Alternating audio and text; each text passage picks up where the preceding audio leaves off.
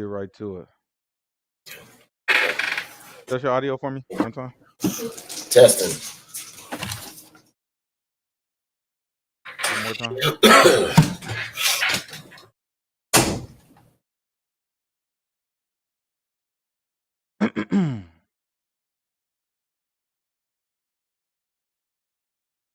All right. Well, I appreciate the Most High Yah for giving us another day of trumpets for us to come together and hear and learn of the word of truth as given to us by the Most High God. All honor goes to the Father through the Son, whose name is Yahushua. In him lies the only hope for salvation. We know that it is obtained by grace through faith, not of works, lest anyone should boast, and given freely as a gift to all who obey him. We understand that if you do not obey him, it is made manifest and made obvious that you do not believe. In this state, you should expect no good thing from the Most High. However, anything that you do get, whether it be a gift of tongues, a gift of prophecy, or any supernatural experience that you may have, it can and it will be used against you in the day of judgment. With that said, peace to the saints that are in the room, to the saints that couldn't make it, to the saints watching in on the cameras, to the saints scattered around the world. But no peace to the wicked. The only thing we say to them is repent that they might live. Let's take a look at Isaiah chapter 29. It's Isaiah chapter 29, verse 9. After that, we're gonna grab Amos chapter 3. Because on this day of trumpet, it's important to understand the state that the people are in, right? We're in a period of darkness. All right, we're in a period where the Most High God has hidden the meanings of the dark sayings. Right, where people look at the book and have no understanding of what they're reading or no understanding of what's being taught. Right, I don't want us to look at that and think that's a sign of us not being worthy, or that's a sign of the world not being worthy, but rather it's a sign that things are going according to the Most High God's plan. Right, this is Isaiah chapter 29, verse 9. Watch what the book says. Stay yourselves and wonder. Cry ye out and cry. They are drunken, but not with wine. They stagger, but not with strong drink. Right? So he said the people are drunken, but they're not drunken with wine. They stagger, but the reason why they staggering around, the reason why they fumbling around is not because of strong drink. It's not because of strong alcohol, right? Keep going. For Yahuwah has poured out upon you the spirit of deep sleep and has closed your eyes. Right? He's closed the eyes of the people by pouring out a spirit of deep sleep. So the people are asleep. You see people walking around talking about, man, black people need to wake up. You know what I'm saying? So-and-so need to wake up. Y'all need to stop following X, Y, and Z. Y'all need to wake up, right? So what they're talking about is people being asleep but walking. And it's the same thing what the book is talking about in a different sense than what they're talking about. But what the book is talking about, these people are asleep to the book. They sleep to the scriptures. They sleep to what the Most High God's plans are, right? Watch what he say next. For Yahuwah has poured out upon you the spirit of deep sleep and has closed your eyes. The prophets and your rulers and the seers has he covered. And the vision of all has become unto you as the words of a book that is sealed, which men deliver. Right? So the vision of all, when it says the vision of all, is talking about the testimony, right? A prophet is given a vision, right? And when we talk about most of the writers of these books that we read, they're prophets, right? You start off with Moses, you got Joshua, right? You got Samuel that comes later, right? Then you go in and you got Isaiah, Ezekiel, Jeremiah, all of these, Malachi, Zechariah, all of these guys are prophets, and they've been given a vision, and then they communicate their vision through word. So what he's saying is the vision of all the prophets that have been communicated through word are like what? And the vision of all has become unto you as the words of a book that is sealed, which men. Right? He said it's just like having a book that is sealed. In other words, a book that is closed shut and then has locks on it. Right? So that's where we are, right? As a people, as a world, as a nation, as an earth, however you want to look at it, we are in, that should be expected, that the majority of people will not understand this book. Why? Not because they're not smart enough, not because they are truly intelligent people, truly brilliant people that look into this book.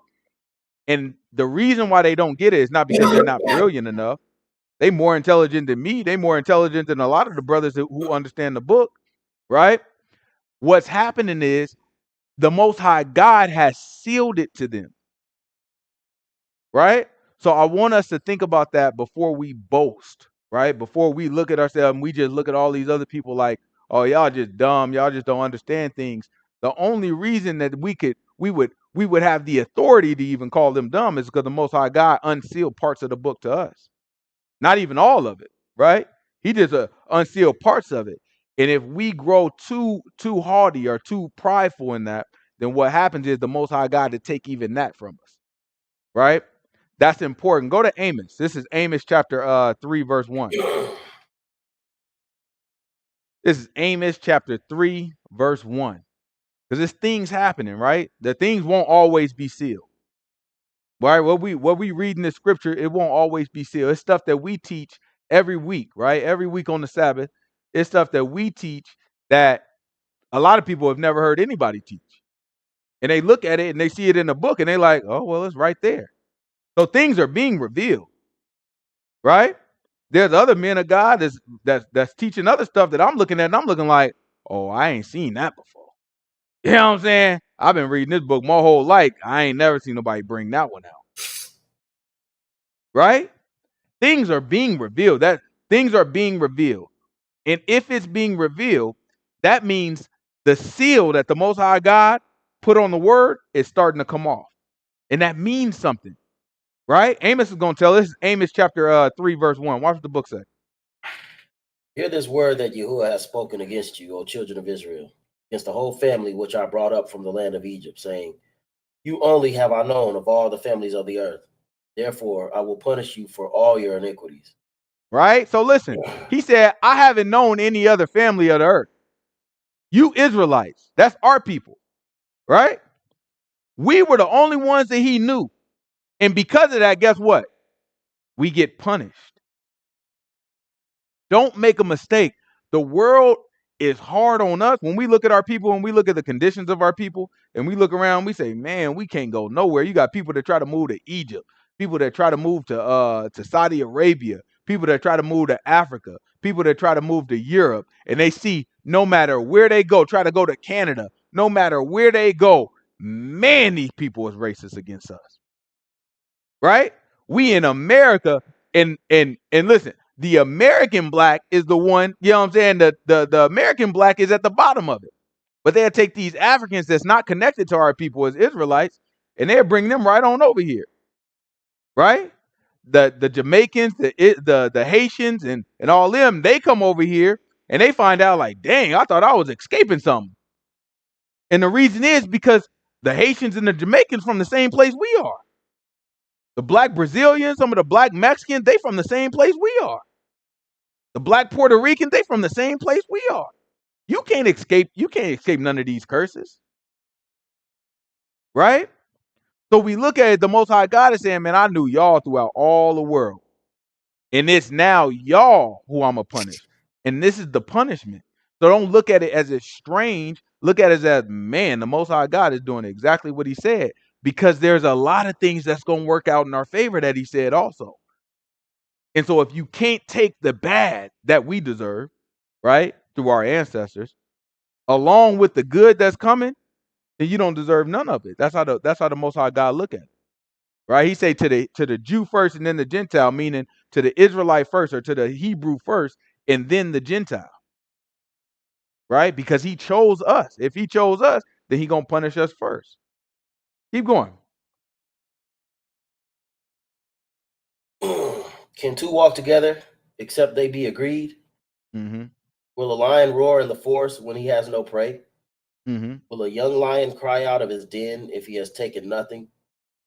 Can a bird fall into a snare upon the earth where there is no gin set for him? Shall one take up a snare from the earth and have taken up nothing at all? Shall a trumpet be blown in the city and the people be not afraid? Tell her what? Shall a trumpet be blown in the city and people be not afraid? He said, listen, when that trumpet, when the alarm go off in the city, right? You hear, if we, whatever city you in right now, somebody just start, warning, warning, incoming missiles from Russia. You know what I'm saying? Incoming missiles from China or something like. Are you not going to be afraid? Hurricane warning, right? They had a fire warning that went off late in Hawaii when all those fires went off. Right? When they set off those, that's all those are alarms or trumpets, right? It's horns. When they go off, he's asking, are you not, you're supposed to, that's the meaning when we talk about the day of trumpet, right? That's the meaning of, he's telling you the trumpet gotta go off. It's to make you afraid. It's to make you like, whoa, whoa, whoa, something's coming. That's the purpose of it. He's telling you, he's just speaking to you like, he's like, man, look, if the trumpet go off, aren't you going to be afraid? Aren't you going to be worried about what's coming next? Keep going. Watch this. Shall there be evil in the city, and Yahuwah has not done it? Mm-hmm. Surely Yahuwah God will do nothing, but he reveals his secret unto his servants, the prophets. Right? So listen, these things that are mysterious in the book, he's saying, surely I won't do anything until I reveal my secrets to the prophets. So what do you think the prophet's role is? Keep reading. Watch this.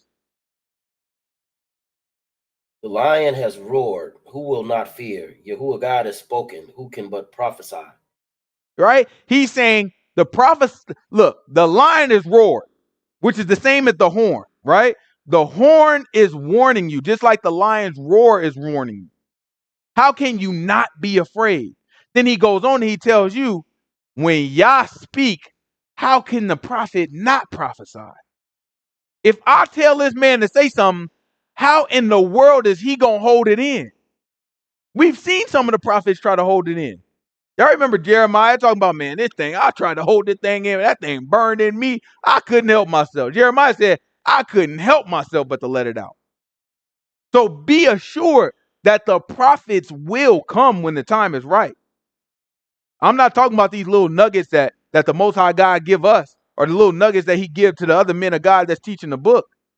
I'm talking about revelation, real revelation, where it's open, where you say something and speak it, and it haven't happened yet. Right? Those prophets are coming, but when they come, they are horns. Right? They're trumpets. They're warnings to us. That's what he's trying to tell us. He's going to tell the prophets this stuff. More will be revealed. But when more is revealed, don't you know evil is coming? Don't you know that's a warning? The more the Most High God reveals these things to a prophet, don't you know that's a warning? That don't necessarily mean, oh, it's all about to be honky-dory. Don't you know something rough about to come? When it's evil in the city, don't you know Yah did it? It's about to be a lot of evil in these cities, right? And we have to understand that, because a lot of us ask for something that we're not ready for. I want to make sure we're ready. Grab 1 Corinthians chapter 14. This is 1 Corinthians chapter 14. Give me verse 1.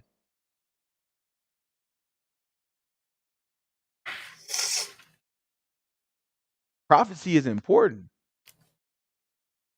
A lot of these people running around and they pretending like they speaking in tongues. They pretending like they can, you know what I'm saying? Like they can, I have a gift of discernment of spirits. And they talking to spirits and commanding spirits. They pretending like they healing people and casting demons out of people. All these people, they running around. But there's one thing that the Most High God look at, right? When it's wartime, when it's about to go down, who is going to prophesy? Where are all these people at right now? Right? You got Russia over there talking about, listen, let one of these boys send a missile over here. He telling you on that. Look, Putin never get on TV. Man, get right on there. Yo, let me make myself clear. He might have spoke English. You know what I'm saying? Let me make myself clear. Let one of these boys send a missile over here. Meanwhile, you got the Polish people that's right by Russia, because they want nothing to do with it. They pop out angry. Look up the video. It's one of the Polish leaders. He said, we want nothing to do with y'all wars. He said, Blinken is our, Blinken is the, I think he's the head of state or the head of the State Department. And he over there making deals. He trying to give Ukraine sign off to use American missiles, right? And launch them things into Russia. So they say in a couple days they're about to announce that Ukraine has that authority. They can use our missiles. The whole time we've been giving them weapons of war, but we've been like, listen, you can use them, but don't use them in the middle of Russia. Use them on the outskirts, use them to defend yourself here, but don't send no missiles into Russia, right? That was the whole thing since the war started after Trump left, right? So then now they're about to give them approval to use it in Russia, right? Send this thing right into Russia. Russia, who got nuclear warheads that'll blow this little speck off of the darn map, right? So the Polish people are looking at it like, man, this is reckless. We want nothing to do with y'all stuff. Go away, right? Blinken, take your butt home. Take your butt back to the U.S. Stop meddling over here. Because not everybody's going with, where are the prophets right now? Where are the prophets that saying, yo, the Most High got y'all casting out demons, y'all talking to spirits, y'all darn speaking in tongues, y'all doing all types of stuff. Where are the prophets right now to say, yo, this is what's about to happen and this is what y'all's people should do? These people are liars. Most High God ain't moving yet. You will know it when the prophet comes. Watch this. This is 1 Corinthians chapter 14. Give me verse 1. Follow after charity and desire spiritual gifts, but rather that ye may prophesy. For he that speaketh in an unknown tongue speaketh not unto men, but unto God. For no man. Right? He said, look, if you speaking in the unknown tongues, if you not to make fun of the real one, right? But for the ones that's faking around, they said, who you think you speaking to? If you're really speaking in tongues, right? If it's sincere speaking in tongues and the Spirit moved you and you spoke in tongues, if nobody can understand it because it's an unknown language, is what it's saying, right? If you're speaking in an unknown language, right? Who is that profitable to? Watch it. Paul tell you, watch this. For no man understandeth him, howbeit the Spirit he speaketh mysteries. But he that prophesieth speaketh unto men to edification and exhortation and comfort. Right? So listen, if you prophesy, you speaketh to men in exhortation and comfort. Right? You're warning people, you're directing people, or you're providing comfort to people because they understand the words that are coming out of your mouth. Right? He said, now when you speak in tongues, it's different. You don't even understand what you're talking about. So it's only beneficial to you and your spirit. Right? It's a spiritual language. Keep going. Watch this. He that speaketh in an unknown tongue edifieth himself, but he that prophesieth edifies the congregation. When it says edify, it's talking about benefits, right? So it benefits himself when you speak in tongues. However, when you prophesy, it benefits the whole congregation. Because now I can stand up and I can say, oh, listen, thus says Yahuwah, X, Y, and Z is about to happen. Y'all should do X or y'all should do Y, right? I can tell you exactly what you need to do from the message of the Most High God. You speak in tongues, can't nobody understand. People just know, oh, that person, you know what I'm saying? Look at them. You know what I'm saying? Oh, Most High God moving over there, right? It's just for them. It's an edification of the self. Keep going. Watch this. I would that ye all spake with tongues, but rather that ye prophesied. For greater is he that prophesieth than he that speaketh with tongues. Except and why? Separate, that the congregation may receive edifying. Keep going. Watch this. Now, brethren, if I come unto you speaking with tongues, what shall I profit you, except that I shall speak to you either by revelation or by knowledge? Or by he said, the only way that I profit you is if I speak to you either by revelation or by knowledge. In other words, I'm teaching you something that's already been revealed, or I'm revealing something to you that has never been revealed. Right? Those are the only, he said, that's the only way I can profit the congregation. He said, if I speak in tongues, I'm not profiting you. Keep going. Watch this. Now, brethren, if I come unto you speaking with tongues, what shall I profit you, except I speak you either by revelation or by knowledge or by prophesying or by doctrine. And even things without life-giving sound, whether pipe or harp, except they give a distinction in the sounds. How shall it be known what is piped or harped? For if the trumpet give an uncertain sound, who shall prepare himself to the battle? He said, what now? So if the trumpet give an uncertain sound, who shall prepare himself to the battle?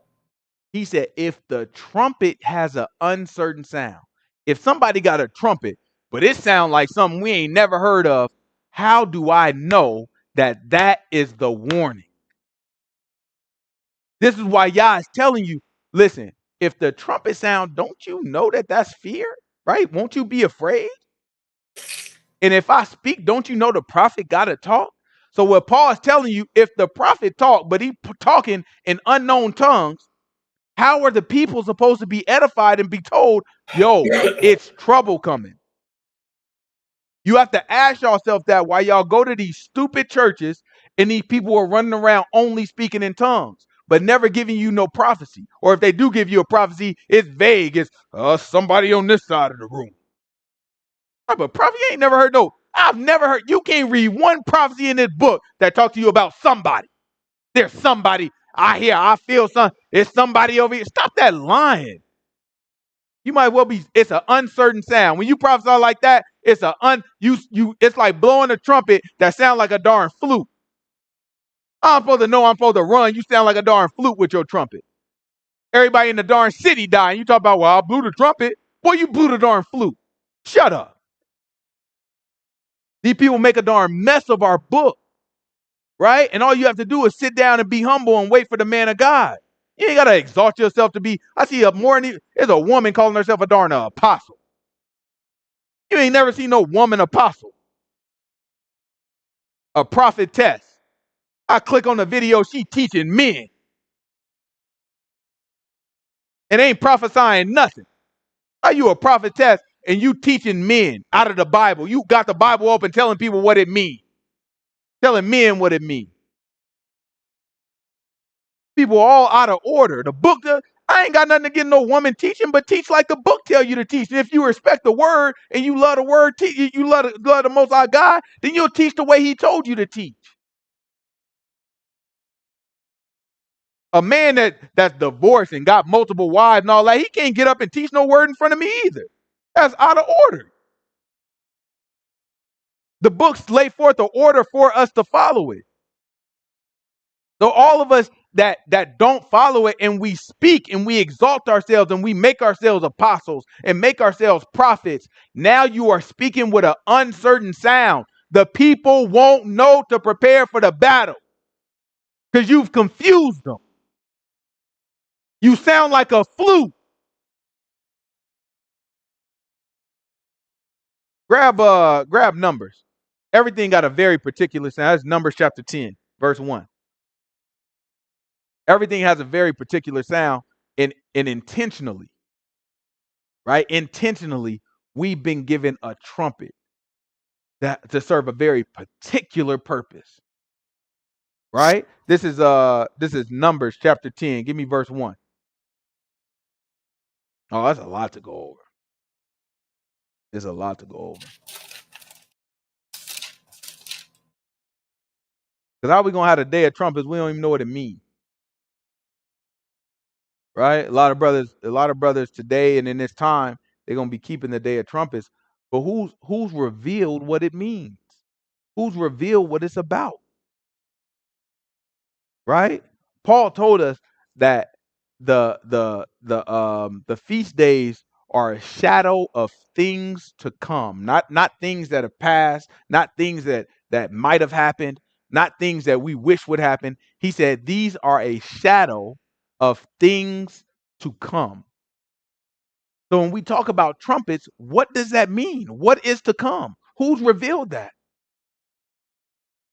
This is Numbers chapter 10. Give me verse 1 real quick. Yahuwah spake to Moses, saying, make thee 2 trumpets of silver of a whole piece. Thou shalt make them, and thou mayest use them for the calling of the assembly and for the journeying of the camps. And when they shall blow with them, all the assembly shall assemble themselves to thee at the door of the tabernacle of the congregation. So And you then, blow with the temples, man, everybody got to assemble at the door of the tabernacle. That's important, right? There's a particular sound, though. Watch this. and if they blow, but with one trumpet, then the princes, which are heads of the thousands of Israel, shall gather themselves unto thee. Now, if only one trumpet blow, the people can hear this, right? So if the people only hear one trumpet blowing, they like, okay, that just means that the leaders need to go. When they say the princes, talking about the rulers. Okay, only the rulers need to go.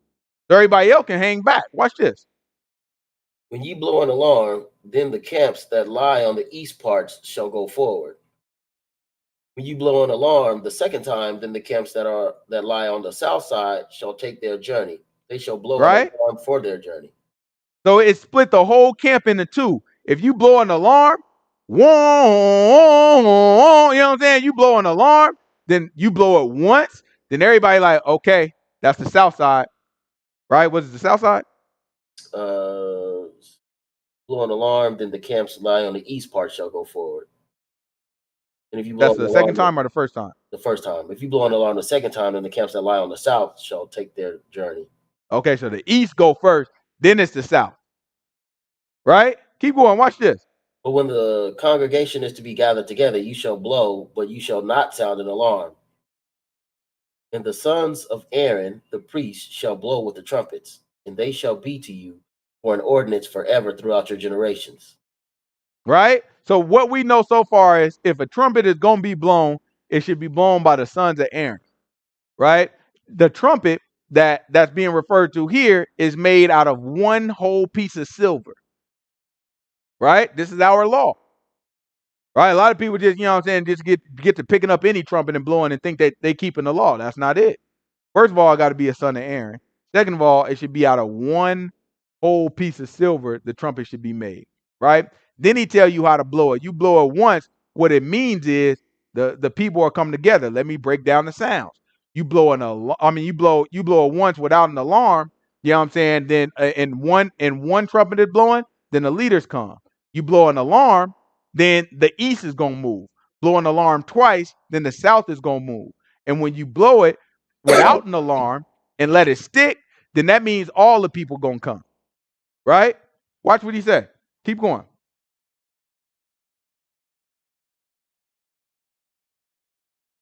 And if you go to war in your land against the enemy that oppresses you, then you shall blow an alarm with the trumpets, and ye shall be remembered before Yahuwah your God, and ye shall be saved from your enemies.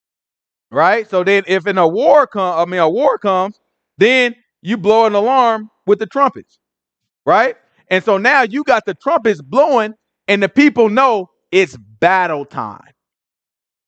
You see how this is very particular sounds. This is what Paul was talking about. Paul knows our law. So what he's telling you is he's saying, listen, if the horn or the trumpet is not blown in a very particular way, how will the people know to prepare themselves for battle? How do they know it's wartime? They won't know. So it's important that we understand the book is sealed.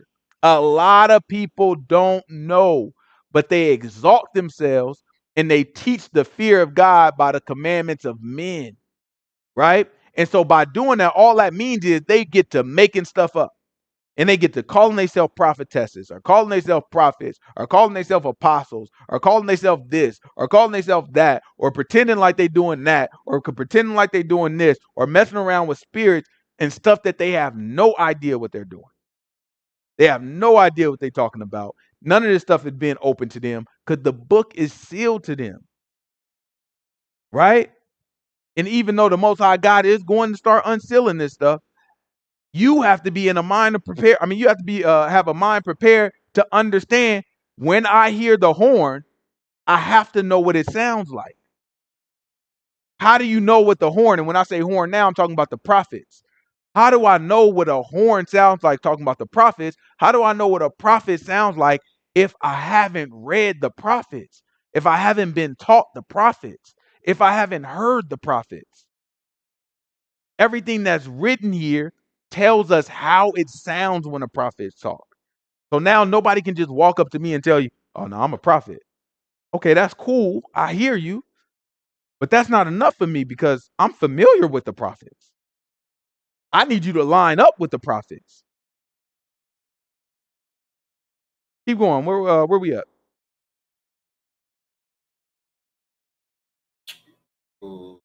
Also, in the day of your gladness, and in your solemn days, and in the beginnings of your months, you shall blow with the trumpets over your burnt offerings and over the sacrifices of your peace offerings, that they may When it be. say solemn days, it's talking about our feast days, our holy days, or our, you know what I'm saying, our set apart days, right? So it's saying one of the things that we should be doing for all of our holy days, right, all of our set apart days, is that we should be blowing the trumpet, right? So that's part of our memorial to the Most High God. And so the Day of Trumpets is specifically about trumpets, right? It's a memorial. If we don't got to get it, but in Leviticus 23, it tells us it's a memorial of blowing trumpets, right? So that's what this whole day is about, right? Is blowing of trumpets. So we have these things. These are the things that the Most High God revealed to us. We don't have to get it, but Deuteronomy chapter 29 tells us. He said the secret things belong to Yahuwah, but the things that are revealed belong to us and our children. For what purpose? Book say so that we might keep all the laws of this book. Right? So the reason why anything is revealed is only for righteousness. If you think the Most High God revealed something to you and you think it's because you were so special or because you are smarter than most people or the Most High God, you know what I'm saying, favors you more, then you're thinking about it wrong. The only thing you should be thinking about is, man, he revealed this to me so that me and my children can keep this law. If your mindset don't tie back to our obedience, if what you learning and what you believe about God don't tie you back to fervent obedience, then at some point you have to question, who am I really getting this from? Stuff is being revealed to people, but some of this stuff ain't got nothing to do with the Most High God. These people learn how to do all types of stuff. They learn how to cure cancer. They learn how to do all these stuff. But listen, some of this stuff ain't got nothing to do with the Most High God. A lot of people ask questions like, how in the world did we advance in technology in one particular sector? You know what I'm saying? We could build smaller chips and faster phones and faster computers and all this stuff. One particular sector, we can grow exponentially, but we still pumping oil out of the ground. You know what I'm saying? It's like certain things we advance so quickly, and then other things we don't. People can't figure it out. All right, just can't quite figure out some of this other stuff that we dealing with, right? Some people say because there's other people that's getting information from places that's outside of this world, right? And they helping them out. They helping them build some of this stuff, right? They helping them build some of this technology. And maybe that is the case. And if you got it, you probably feel like, man, I got a revelation. And you might even feel like you talking to God.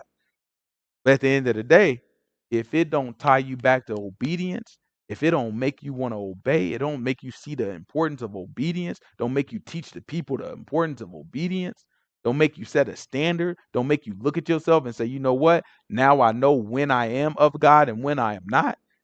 Man, you better question where you getting that stuff from. This is Genesis chapter 2. Question where you getting this stuff from. Because the secrets belong to the Most High God. You know what I'm saying? But the stuff that's revealed, it's revealed to us and to our children for the fact that we will obey this book. We have to obey this book, right? That's the purpose of this stuff. The Most High God he would rather keep these mysteries from you. He would rather hide the book from you because we think knowing more stuff helps us. That's what we get to do. This generation, this is Genesis chapter 2. Give me verse 17. Give me verse 15. This generation this is Genesis chapter 2, verse 15. And Yahuwah God took the man and put him into the Garden of Eden to dress it and to keep it. And Yahuwah God commanded the man, saying, of every tree of the garden you may freely eat, but of the tree of the knowledge of good and evil thou shalt not eat of it, for in the day that thou eat thereof thou shalt surely die. So now Yah is keeping Adam away from knowledge. Right? He keeping him away from knowledge here. He told him, he said, listen, don't touch the tree of the knowledge of good and evil. Because in the day that you eat of that, you shall surely die. And if Adam would have listened, guess what? He'd have been better off. So the secret things are for Yahuwah. The things are revealed are for us and our children that we might obey. Sometimes this stuff that's sealed in the book is intentional. We think in our mind, oh, I can't, y'all unsealed this book. That means it's better for me. No, when he start unsealing this book, it's going to get rough. Right now, it's people like me. It's people like me across the world, people that I'm like across the world, however you want to look at it, right? That serve the Most High God and teach the word purely, right?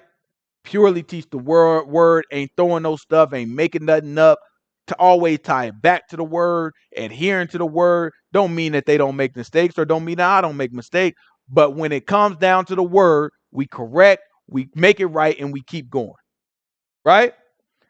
There are people like that around the world right now. They are in small pockets, just like us, right? You look at our views, you know what I'm saying? Someday, if we crack 100, that's a good month. That's a good day, right? Right? There's time that we were getting some decent views and all that. I feel like they put a kibosh on that thing. They shut that thing right on down, right? But listen, it's a reason why these things are kept secret. It's a reason why some of these other brothers that y'all might know that are teaching pure, like pure word, right? You understand the word when they teaching it. It's a reason why they don't have huge followings. Because this thing is sealed still. The Most High God has not revealed this to the average person. And it's intentional. I can't do nothing about it. I can go take out an ad on the New York Times or whatever about what we teach, and I guarantee something going to happen that's going to make it ineffective. Because it's not time yet. When the Most High God make it time, it's going to be time. But there's things that it's sealed right now. He's intentionally not giving it to people. Just like he intentionally didn't give it to Adam. Right? And just like when Adam disobeyed, that put Adam in a position where he is much worse than if he would have obeyed. Right? Adam set us on a course right now, right? It's because of Adam that we set up on a course where we now have to wait for the Messiah, who's the second Adam. Grab 1 Corinthians chapter 15. Real quick, grab 1 Corinthians chapter 15. We have to wait for the second Adam. You know what I'm saying? The first Adam was Adam, and he wasn't supposed to touch the knowledge of fruit and eat, but he had to get, he is like, man, these secret things, man. You know what I'm saying? Let me get some of this secret stuff. And he grabbed it, but it didn't come from God. Most High God said, don't touch it.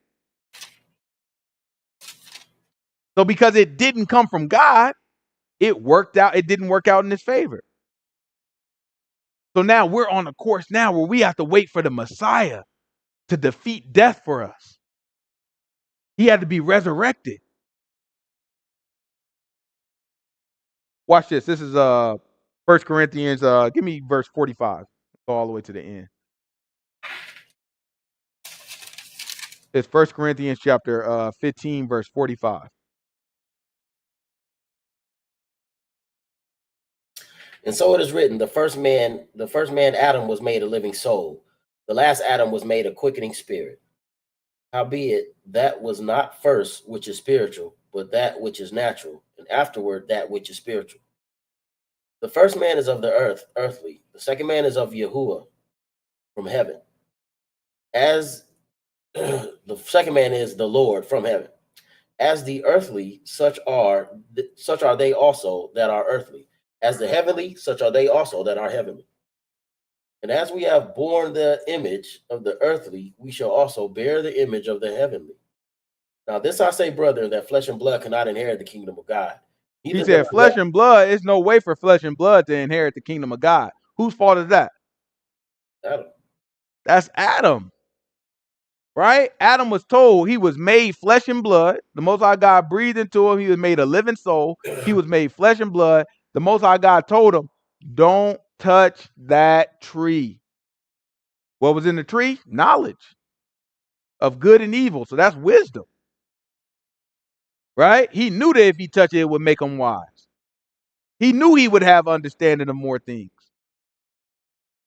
But the Most High God said, secret things belong to me, right? Whatever I reveal to you, that's going to help you obey me. If you go after something that's secret, that's not going to help you obey me, then guess what? That's not going to work out in your favor. So because of his corruption, now all of us are corrupt. That's what he means when he says we bore the image of the first Adam, of the first man. Just like we're going to bear the image of the second, talking about Yahushua. Right? But our flesh, the way we are now, because it's the image of Adam, because we're made after the image of Adam, our flesh cannot enter into the kingdom. Period. There's no way for our flesh to enter into the kingdom that is to come. Watch this. Keep going. This is what got to happen. Neither does corruption inherit incorruption. Behold, I show you a mystery. We shall not all sleep, but we shall all be changed. Right? He said, look, everybody, not everybody going, that when he say sleep, he's talking about dying. Right? He called it sleep because he fervently believes in the resurrection. So he looking like, okay, y'all think of death as like the final piece. I'm not even going to call it that, because when we die, us that believe, when we die, we going to be resurrected. So he calls it sleep, right? So he said, we're not going to all die, right? But in a twinkling of an eye, watch this. In a moment, in a twinkling of an eye, at the last trump, for the trumpet. At the what? Sound, the last trump. At the last trump, the what is going to sound? For the trumpet shall sound, and the dead shall be raised incorruptible, and we shall be changed. So listen, he's telling you there is going to be one last trumpet. If there's a last trumpet, that means there got to be some that came before it, right? So he's telling you there's going to be one last trumpet. And when that last trumpet happens, we are going to be changed. In a blink of an eye, he's saying, the people that are still existing are going to be changed. They're going to be transformed. So his point is, the way our flesh and blood is now, it can't enter into the kingdom. But let me give you, did he say a mystery? Yeah. He said, let me give you a mystery. Right? Because the secret things belong to Yahuwah. But here is a true apostle. Now he has a mystery that will help you obey. So he says, let me give you a mystery. Let me tell you about this. Let me unseal something for you. Right? These things will be changed in a blink of an eye. Something about your body, all of it's going to change in a blink of an eye. And now you're able to go into the kingdom. And when does that happen, he says? At the last trumpet. Right? There are 7 of these trumpets that's talked about in Revelation. But the very last one, Paul is saying, when you hear that last one, after that last one sound, in a blink of an eye, everything going to goodness gracious, if you're still alive at that point. And if you dead, you're going to be resurrected and changed in your resurrection. Grab, let's talk about the trumpet. Just grab, real quick, grab Revelation 8. This Revelation chapter 8. Give me verse 1. It's a ton to cover, man. There's a lot to talk about. When you talk about trumpet, because if you don't understand trumpets, if you don't, like, we just keeping day, but the man told us this is a shadow of things to come. And then he's had other people write books called, I don't know, Revelation, where he's revealing the mysteries to us, the secret things to us, but it's from God. So the purpose of these secret things is to help us obey. Not for anything else. Not for us to be like, oh man, I know more of the prophecy than anybody else, right? I know this, I know that. No, it's for the trumpets. And we know the trumpets have very particular reasons and sounds. You blow it one way, it means, hey, all the people come in. You blow it another way, it means only the leaders come. You blow it another way, it means prepare for the battle now. You blow it another way, it means, yo, line up for the battle. Let's march out. You blow it another way, it means, hey, we in trouble. Hey, they on their way. You know what I'm saying? Like, you blow the trumpet and it means different things. Guess what? There are 7 trumpets that blew, or that are going to blow. This is Revelation chapter 8, verse 1. Watch what the book say. And when he had opened the 7th seal, there was silence in heaven about the space of an hour. And I saw the 7 angels which stood before God, and to them were given 7 trumpets. And another angel came and stood at the altar, having a golden censer, and there was given unto him much incense, that he should Right? So now the 7 angels were given 7 trumpets. Each angel has his own trumpet. And this came out. Start back at verse 1, because we missed some. Watch this. Watch what this came after. And when he had opened the 7th seal. When he had opened the 7th what? Seal. What do you think he was sealed? Oh, we have to talk. We're gonna get back to that. Don't forget, we got to get back to the seal. What in the world was sealed? He opened the 7th seal. I don't know what could be possibly unsealed with that 7th seal. What is it sealing? We have to see. We have to look at that, right? Real quick, grab Revelation chapter 11. It's Revelation chapter 11, because I want to talk about the last trump. We know it's 7 of them now, right? It's 7 trumpets. We want to talk about the last one, though, right? Revelation chapter 11, this is verse 15. The brother said, the trumpet sounds calling up people, but the final trumpet is going to be instantaneous. Maybe I'm misunderstanding, though. That's what it sounds like. That's what I'm reading. Maybe I'm misunderstanding too, brother, but I feel I agree with you. I think that's what it's saying, right? That's what it sounds like. That's what Paul's saying to me. He said, when the last trump, in a twinkling of an eye. You know what I'm saying? That boy said, in a twinkling of an eye. In other words, the blink of an eye, blah. You know what I'm saying? As quick as the light hit your eye and then it twinkle. You know what I'm saying? He said, in a twinkling of an eye, look, everything gonna be changed. All right, he said, them plagues, then go time for Yahushua and that sword. That's right. That's right. That's right. This is Revelation chapter 11, verse 15. Watch what the book say.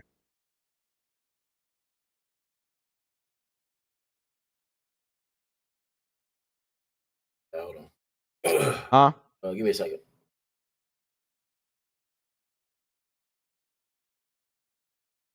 Yeah, because the brother mentioned the plagues.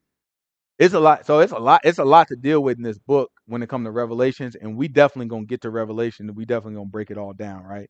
But a lot of people don't. It's like you got the seals. You got 7 seals, right? And we got to talk about that too. We got to at least touch on that. We don't really have a lot of time. We got to at least touch on the 7 seals, right? But you got 7 seals. The 7th seal, the last seal, gave way to the trumpets. So when the 7th seal was broken, and I'm gonna tell you who broke the 7th seal. When the 7th seal opened up, then the trumpets came out. Then 7 trumpets. And then when you get to the last trumpet, it say, we about to read it right now, but when you get to the last trumpet, the whole thing is about to end up. Just like the brother said, it's time for that sword for Yahushua, right? But then you also have 7 plagues or vials or bowls, however, you know what I'm saying, depending on how it's translated, right? Where you got angels that are pouring out bowls. The imagery is that they pouring out bowls on the earth, and plagues are hitting the earth, right? So the seals absolutely come before the trumpets, but people think the bowls come after the trumpets, and they don't, right? The seal, the bowls or the vials or the plagues that you read about in Revelations, I think it's like Revelation 16. When you're reading about that, it's giving you another view of those same events. So plagues are hitting the earth, right? While at the same time, Most High God is calling his people through trumpets, several trumpets. He's calling his people from all over the world. Right? Grab let's stick with what we got. Go to Revelations 11, verse 15. But I want to get Ezekiel after that. Ezekiel 20. Here's Revelations 11, verse 15. And the 7th angel sounded, and there were great voices in heaven saying, the kingdoms of this world are become the kingdoms of our Lord and of his Messiah. And he shall Right? So reign now, if forever. all the kingdoms of the world become the kingdom of Yah and his Messiah, right? Talking about Yahushua, then what does that make Yahushua? King, King of everything, don't it? King of Kings. Keep going. Watch this. And the 24 elders which sat before God on their seats fell upon their faces and worshiped God, saying, We give thee thanks, O Yahuwah, God Almighty, which are and was and are to come, because thou hast taken to thee thy great power and hast reigned. And the nations were angry, and thy wrath is come, in the time of the dead, that they should be judged, and that thou shouldest give reward unto thy servants, the prophets, and to the saints, to them that fear thy name, small and great, and shouldest destroy them which destroy the earth. And the temple of So God, now, go ahead. and the temple of God was opened in heaven, and there was seen in his temple the ark of his testament, and there were lightnings and voices, thunderings, and an earthquake, and great hail. So at this point, this is describing the last trumpet. This is describing how Yahushua comes back and takes over. He becomes the king of all the nations of the earth. And then it talks about how the saints and the prophets and those who believe, how they would be rewarded. That's talking about the resurrection. So that's why Paul says, in the twinkling of an eye at the last trump. We just read about the seventh trump. It's 7 out of 7. That's the last one, right? At the last trump, everything gonna change with that human being, because the flesh can't enter into the kingdom. And clearly, it just told you that Yah and his Messiah become kings over all the earth. They start to rule all the earth. So Messiah is the prophesied king. That means he is the king of kings at that point. And now that means there's a kingdom. And if the flesh and blood can't enter into that kingdom, then something got to change, right? So that's what he's doing. He's breaking it down. He's telling you that, man, listen, I'm going to give you a mystery now. At the last trump, this stuff is going to change. The last trumpet, this is changing, right? And you're going to go in. This is exactly what Yahushua was talking about. Grab Matthew chapter 24 real quick. Matthew chapter 24, verse 29. Then we got to grab Ezekiel.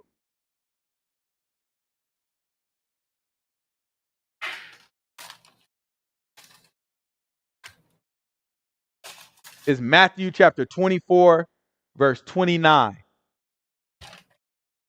Because a lot of this stuff how would you know unless someone taught it? How would you know unless you pick up the book and the Spirit led you and opened your eyes to it? We're not the only people that read the Bible. Are you crazy? A lot of these people read the Bible. And we read the Bible before we read the Bible now. We didn't know the stuff we know. Ain't got nothing to do with how darn smart you think you are. It's the Most High God that reveals these things to you. And it is your job to take what he reveals to you and say, okay, you know what? How do I obey you better with this?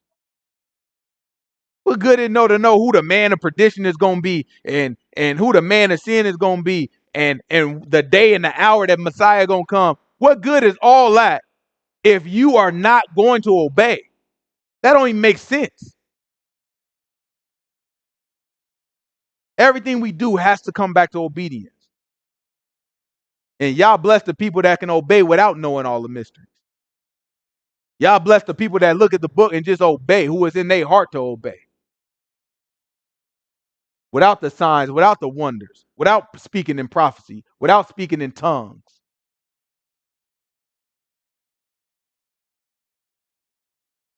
Right? Without really knowing nothing. All they know is, well, you know what I'm saying? That's what the commandments say. They don't know none of this. I can't tell you nothing about the prophet books. I can't tell you nothing about Revelation. Y'all bless the person that got that attitude and still obey.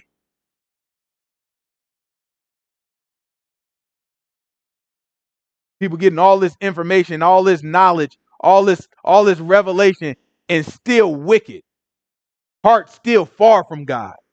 What's the point? This is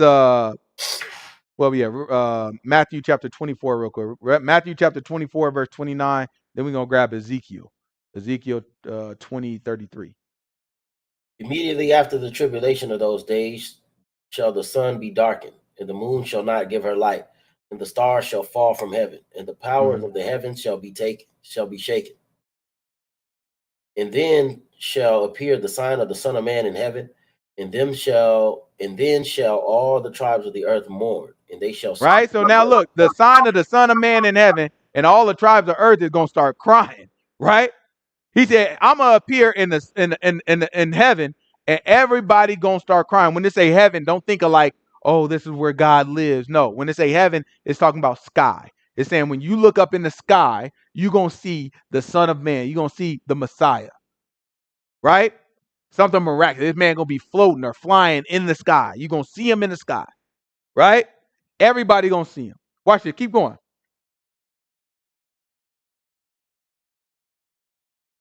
And then shall all the tribes of the earth mourn, and they shall see the Son of Man coming in the clouds of heaven with the power and great glory. And he shall send his angels with a great sound of a trumpet, and they shall gather With the great sound of what? of a trumpet. This is the last trumpet. He's telling you, with the great sound of a trumpet, I'm going to send my angels. What are they going to do? And gather together his elect from the four winds, from one end of the heaven to the other. So from one end of the sky to the other, right? You know how you look off and you look at the horizon? What it looks like is the sky is ending, right? You have where you look off into the horizon and you see the sky and it meets the mountain or the ground or whatever, right? So he's saying from one end of the sky to the other end of the sky, right? I'm gathering all the elect. Those are going to be the people that in a twinkle, the people who was alive when this happens, a twinkling of an eye, they're going to be changed and they're going to be gathered up with them. Then there's going to be other people who were asleep, who are dead, and they're resurrected from the dead into a new form, a new fashion, after the image of Yahushua. Because at first we're the image of Adam. We're human. That's all human means, right? Human is another way of saying son of man. Son of man means descendant of Adam. So now all of us descendants of Adam are going to be changed to the Son of Man, the descendant of Adam, because he's a descendant of Adam too, but then he changed the game. So then we get remade after his fashion in resurrection or in a twinkling of an eye if we're still living when he pops up. Right? But that is the last trumpet. That's what he's trying to tell you. But it's so much that happens before all this, right? Because there's all types of, like the brother was saying, like the brother Jay Williams was saying, he was saying, listen, the plagues hit before Yahushua hits that go time. This is y'all, when Yahushua pop up, it's go time. That's what brother's talking about. When Yahushua pop up, it's about to be a killing spree. A lot of people gonna die. But it's a lot of people that die before that too. Not everybody, but there's a lot of people that die before that too. Right? Grab Ezekiel chapter 20, verse 33. Real quick. Ezekiel chapter 20, verse 33. We got to go over some of this stuff. This is Ezekiel chapter 20, verse 33. See, all this stuff is centered around our people. You have to understand that the Most High God said, listen, I'm going to punish you first, to the Hebrew first, and then the Gentile. He said, you only have I known out of all the nations of the earth. Only you have I known for all the nations of the earth. So guess what? I'm going to punish you. And that is the time that we're in right now. We are in the middle of our punishment and have been in the middle of our punishment for a very, very, very long time. For hundreds and hundreds of years. Right? Over 1,000 years, we've been in the middle of our punishment.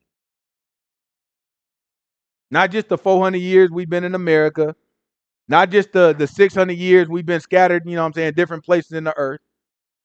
Right? Not just the 1,000 years that we've been bouncing back and forth from Africa to Southern Europe. and not just the 2,000 years, or well, probably about the 2,000 years that's been since the temple was knocked down by the Romans. All this have been part of our punishment, our time of darkness, right? And we're in the middle of that, and Yah is telling us to the Hebrew first and then to the Gentile. So the question has to become, once he's done with the Hebrew, once he's done with the Israelite, with the descendant of Judah, with the descendant of Israel, once he's done with us, what happens to the rest of the world? This is Ezekiel chapter 20, verse 33. Watch what the book say. As I live, saith Yahuwah God, surely with a mighty hand and with a stretched out arm and with fury poured out will I rule over you. And I will bring you out from the people and will gather you out of the countries where you are scattered with a mighty hand and with a stretched out arm and with fury poured out. And I will bring you into the wilderness of the people, and there will I plead with you face to face. So now he's telling you he's out of. Read it one more time. Sorry, we just got to break it down. I tried to just do it without breaking it. We got to break it down.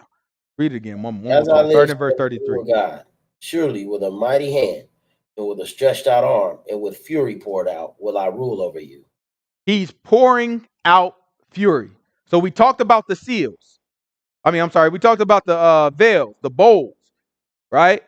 And the King James is translated as veil, but what it's talking about is like bowls. And the angels are pouring them out on people of the earth. He's saying, surely, as if I'm pouring out fury is the way that I'm bringing you out, right? And where am I bringing you out from? Watch this.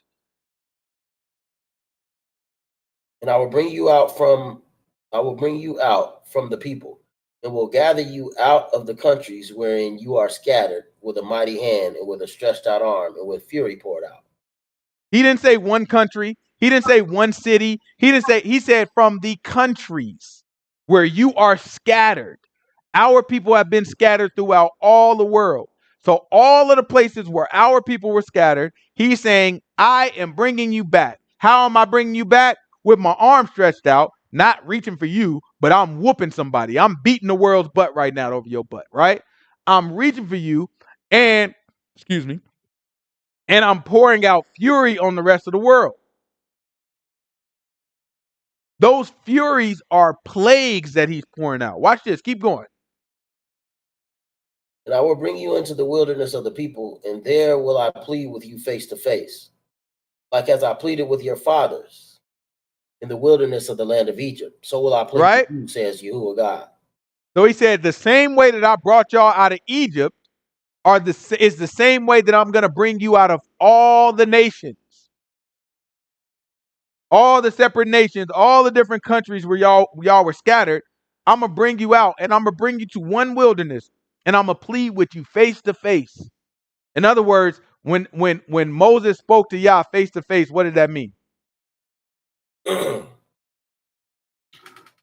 mean, he was right there with the people. It meant that he understood him apparently. Right? You remember Moses was like, let me see your glory. And Most High God said, nah, you can't see my glory. You know what I'm saying? But you can see my back. Moses ain't seen God's face.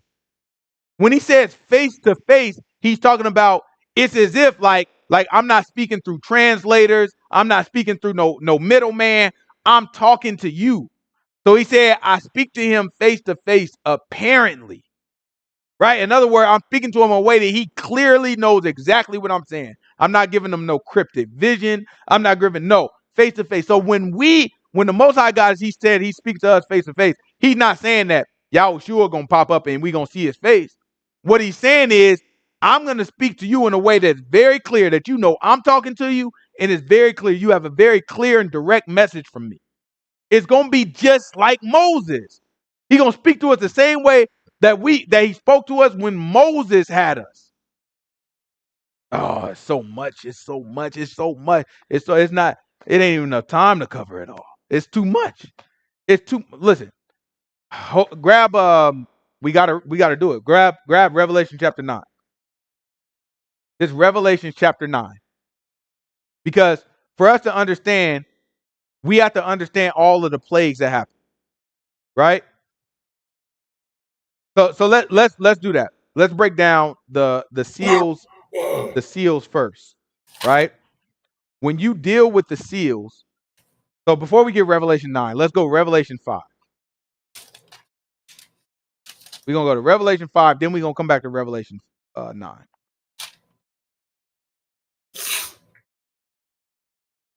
This is Revelation chapter 5. Give me verse 1.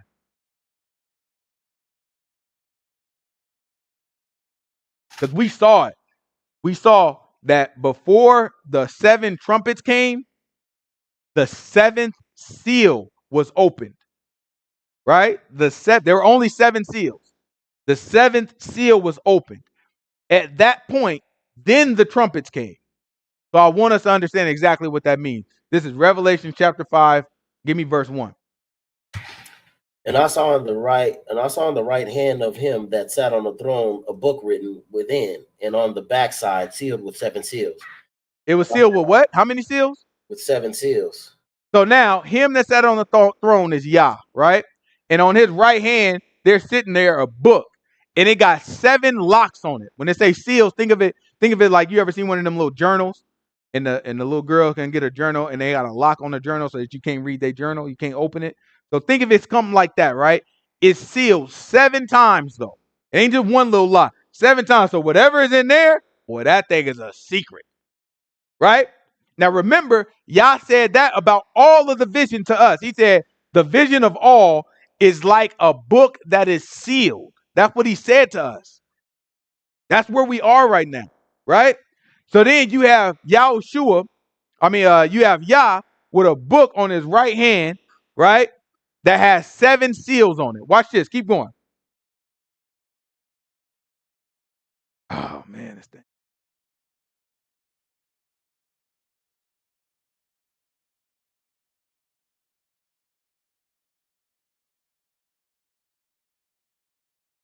Oh, did we lose the brother? We must.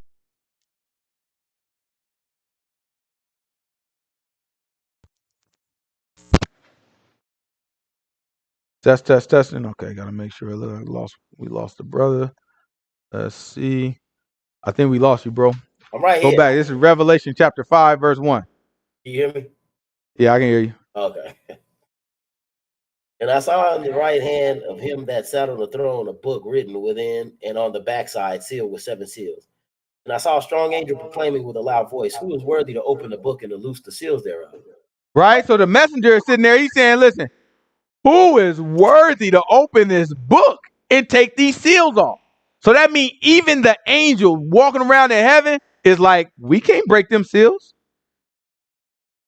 Whatever mysteries are in this book, we don't have the problem. We don't have what it takes to understand those mysteries. Because remember, the seals represent, there's a book. We have the book. The book is right here. The seals represent, you're not going to be able to understand what's in that book. So although we have this whole Bible and we have all this stuff, there's a lot of stuff in this book that are key things that the Most High God is keeping hidden from everybody. And there's particularly 7 sets of these mysteries that the Most High God is going to start revealing. And so the angel is saying, man, who has the authority or the power to open up this book and break these seals? Let's see. And no man in heaven nor on earth, neither under the earth, was able to open the book, neither to look thereon. And I wept much, because no man was found worthy to open and to read the book, neither to look thereon. And one of the elders said unto me, Weep not, behold, the Lion of the tribe of Judah, the root of David, hath prevailed to open the book and to loose the 7 seals. And I beheld, and lo, in the midst of the throne, and on the 4 beasts, and of the 4 beasts, and in the midst of the elders stood a lamb, as it had been slain, having 7 Look, there stood a lamb, as if the lamb had been slain. Watch this. Having 7 horns and 7 eyes, which are the 7 spirits of God sent forth. He has 7 horns and he has 7 eyes, which are the 7 spirits of God. So the 7 spirits of God are what? 7 what? That's the eyes. Yeah. Right? We'll learn. We don't even have time to even get into this, but we'll learn that later in Revelations that the horns represents kingdoms. Right? So that means there's 7 kingdoms that's represented on this lamb that looks like it's been slain, and then there's 7 eyes, which are the 7 spirits of the Most High God. Watch this. Keep going. And he came and took the book out of the right hand of him that sat on the throne. And when he had taken the book, the 4 beasts and the 24 elders fell down before the Lamb, having every one of them harps and golden vials full of odors, which are the prayers of the saints. And they sung a new song, saying, Thou art worthy to take the book and to open the seals thereof, for thou wast slain and hast redeemed us to God by the blood out of every kindred and tongue and people and nation. Mm-hmm. It has made It's for all the Hebrew. It's for all the Hebrew Israelites. I'm talking about. Oh no, you know what I'm saying? Gentiles can't be saved. Man just told you redeemed them out of every kindred and tongues. Y'all don't even know the book. Y'all don't even pretend to act like y'all know the book. Shut up, teaching nonsense. Keep going. And has made us unto our God kings and priests, and we shall reign on the earth.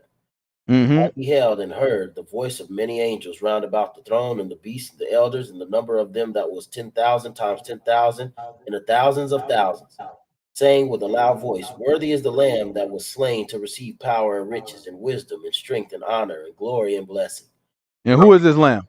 Watch this. And every creature which is in heaven and on the earth and under the earth, and such as are in the sea and that are in them, heard I saying, Blessed and honor and glory and power be unto him that sitteth upon the throne, unto the Lamb forever and ever. And the 4 beasts said, Amen. And the 24 elders fell down and worshipped him that liveth forever and ever. Right? This is the Lion of Judah. This is the Messiah. Right? So now the Messiah is the one who has the power to open the seals. Guess what? Right after this event, he begins to open them things. So when he opened the first seal, it was a white horse, right? A white horse came, and then the rider on the horse conquered everything. A crown was given to him. He had a bow in his hand. You know what I'm saying? And he conquered everything. We can't get into the meaning of all these things, and some of them I don't know the meaning of, right? But we can't get into meaning. But that's the first one. White horse, ride off, right? Had a bow in his hand. He had given a crown, conquered everything. Then you got the second one was a red horse, right? Red horse. And he, let me see. The red horse, he took peace from the earth. Oh, wars, right? The red horse took peace from the earth. The sister said, Shalom, brothers, is the 7 spirits. Yes, absolutely. The seven spirits are what we read about in Isaiah 11. Mm-hmm. Excellent. Absolutely. Right? We're gonna break that down too, because we gotta talk about the 7 horns, which are the 7 righteous kings of Judah. Right? And we're gonna break all that down, and then the 7 spirits as well. We're gonna look at all of it. But then the third seal was broken, and then now with the black horse. And the black horse, he had a balance in his hand. Right? The black horse, you know what I'm saying? That has to do with the economy. You know what I'm saying? So he had the balance in his hand, and he talking about, I forget what it was, but it's like, you know what I'm saying, wheat for a penny or whatever, you know what I'm saying? So it's talking about the economy at that point. Then you had the pale horse. Right? So the pale horse, I think the pale horse, he came and he had death with him. Or something like that.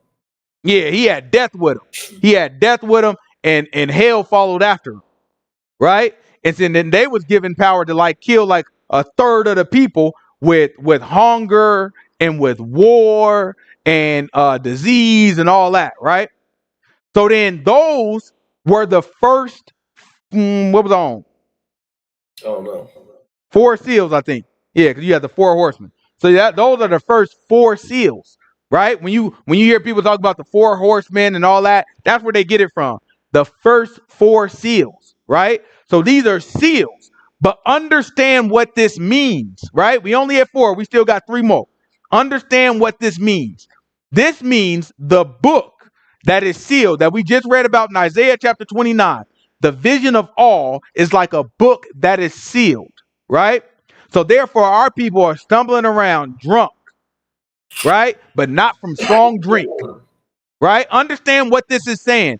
This is saying that our people won't understand the book at all because it's sealed. Then Yahushua is going to come and he's going to start breaking the seals. So if one of the seals are broken, what is that going to mean for our people? Understand it. we gonna understand the book more. But as a result, when seal 1 is broken, you gonna have more brothers popping up like, oh, look, nah, man, we gotta be righteous. We gotta do this. This is what the book's saying. It's gonna be everything that we asking for. And then when that happens, some man gonna come on a horse with a bow, killing stuff. Then the next seal gonna happen, and it's gonna be more of our people. We gonna be more aligned. We gonna be on the same page. It's everything that we've been asking for. Then the next horse gonna come, the red one. He gonna take away peace. It's gonna be a war. Everybody gonna be at war. But guess what? Our people gonna know what we talking about. We gonna be on the same page. We gonna be more righteous. Then the next one gonna come. Oh, our people gonna be bad boys now. We gonna be more unified. We gonna be talking to each other, gathering, setting our people straight, guiding our women, guiding our children. But guess what? The economy gonna be horrible. We gonna be out here suffering. People gonna be sitting there selling what they got just to get the mark of the beast so they can eat. But guess what? Our people ain't going for it, because we gonna be righteous people. But we gonna be suffering because we can't eat, because we refuse to take the mark of the beast. These people gonna be plaguing us and conquering us. Y'all think we went through the worst of it? It's still more to come. The next seal gonna be broke. Then you got the pale horse, and it's gonna be death and destruction and hunger. Then after that, our people are gonna be exhausted. The fifth seal open. That's when the book say the prayers of the saints, the souls of the saints, you know what I'm saying, came up to Yah, and Yah had to give them white robes. Like, man, listen, just chill out. You know what I'm saying? Look, I got you, relax, because it's getting bad.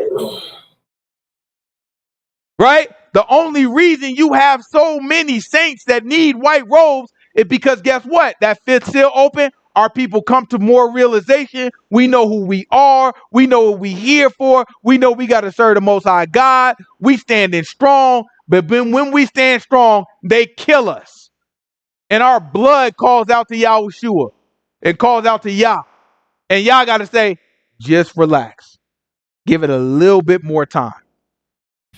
But we know more. More has been revealed to us. This is what we wanted. Right? Then that sixth seal come out. Oh, that sixth seal. That sixth seal. That sixth seal come out. Man, sun get dark. You know what I'm saying? Moon turn red. The stars start falling out of the sky, the book said. Book said the sky rolled up like a scroll. You know what I'm saying? You ever seen one of them, the little toy, the little thing? It's like straight, but then you slap it on your wrist and then it wrap around your wrist. You know what I'm saying? The book say it's like one of them things. You know what I'm saying? It's straight. You see the sky, then all of a sudden that thing gets slapped and that thing just roll right on up. Whole sky just roll up. And then all of a sudden, stars. You looking at the star and like, oh, that's a pretty star. It looks like it's getting bigger. Then all of a sudden that thing is on fire and it's hitting the ground. Stars start falling out of the sky at your butt. It's stuff that we ain't never seen before. But guess what? That sixth seal open. Let me tell you how strong we are with the word at that point. We know all the mysteries. We understand the dark sands at this point. We can put that thing together. The average of us, right? I ain't talking about just one or two people. The average of us is well versed in the word. We understand what the Most High God expects of us. We are righteous men and women at this point. Because guess what? The seals have been opened. But man, it's going to be rough. And then the seventh seal. And that's when you get to the trumpets. The seventh seal open. You got 7 angels standing. And then each of them got a trumpet. Right? Then after that, the first one blow his trumpet. So now you got a whole other thing you going. You see the first trumpet blow, then all you see is all types of objects. The book call it hell. Hell and fire. You know what I'm saying? Mixed with blood, it say. All this stuff just start falling out of the sky. Bow, bow, bow, bow. That's the stars that you see coming. It start falling out of the sky and hitting these little pieces. Little pieces of asteroid and everything. Hitting the ground. Yeah. Tearing stuff up. You hiding. You looking like, what in the world? We know the word, though. We sitting there like, just trusting God, it's going to be okay. Our kids, our babies suffering though. The rest of the world suffering. That thing going to kill, I think the book said it killed like a, you know what I'm saying, that maybe not that one, but one of these things killed like a third of them. Trumpet 2 come out, then a big old, the book described it as a big old, it's like a meteor, right? A big old mountain comes out. It hits, boom, lands in the sea, lands in the water. A third of all the water turns into blood. You can't do nothing with it. So now water is a scarcity. It's harder to get water now, on top of everything else that's been happening all these years, right? But at this point, we open the seventh seal. So our people are clear. We understand the book. We got teachers. We got all this stuff. Look, we got what we need to be saved. It's very clear. Our people are together, right? However, it's rough. We can't find no darn water. Then another meteor come out the sky. You know what I'm saying? Book described it as a mountain. You know what I'm saying? Instead of hitting the seas this time, it ends up hitting the rivers. It ends up hitting the mountain where the rivers come out, right? And it poisoned all of the rivers. It called this one is called wormwood. It's called a star. When it's a star, the book calls angel stars. Just know that, right? So these objects that are coming out, these are spirits, right? So this big object, which is a meteor, is what we would call it, right? When we see it, we're gonna be like, they're gonna be knowing, they're gonna be blowing their own alarm. There's a meteor coming, this, that, and the other, but we gonna hear the other alarm. We gonna hear that trumpet. Boom, because it's the second trumpet. Or the third one I'm on. It's the third trumpet. It's the third trumpet. We gonna hear that thing. We gonna know exactly what we looking at. That thing gonna hit, it's gonna poison all of the rivers. So now that's our drinking water.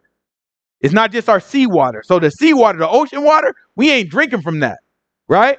But the ocean water gonna kill all the fish. It's gonna kill not all, but it's gonna kill a third of the fish, the book say, right? Then the drinking water gonna get hit. That's gonna kill even more fish, and then it's gonna also kill our drinking water, a third of our drinking water, right? So now it get tough. You talk about the horsemen that got the economy. You know what I'm saying? It's about to, because that creates famine. That creates scarcity. That creates a lot of infighting for all the people. How you think it's going to be if this nation needs water and this nation controls the only good source of water? It used to be almost all nations had access to water, but now it's not enough to go around for everybody. So this nation control it. What do you think that's going to cause?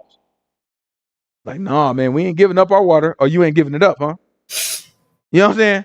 You got 13 bricks right there. You know what I'm saying? Them boy about to get right at you. It's over. Right? So that's what we did. But guess what? We gonna know the word. At this point, we gonna know the word. Trumpet 4 gonna go off. Boom. We gonna hear it. We gonna know what we hearing too, because we understand the word. The book has been unlocked to us completely. All 7 seals have been broken. We dealing with the trumpets now. At this point, we gonna know what we dealing with. Right? It's gonna look totally different from how our people look right now, because the whole book has been revealed to us. Right? Now, the trumpets are blowing, and now the sky, for a third of the day, right? For 1/3 of the whole day, the sky can't be seen complete, just pitch black. It's dark. Can't see stars, can't see the sun, can't see the moon. Right? Just pitch black. Right, and then from there it gets into what the book calls the woes. We got to read those though. Grab Revelation 9. It's Revelation chapter 9, real quick.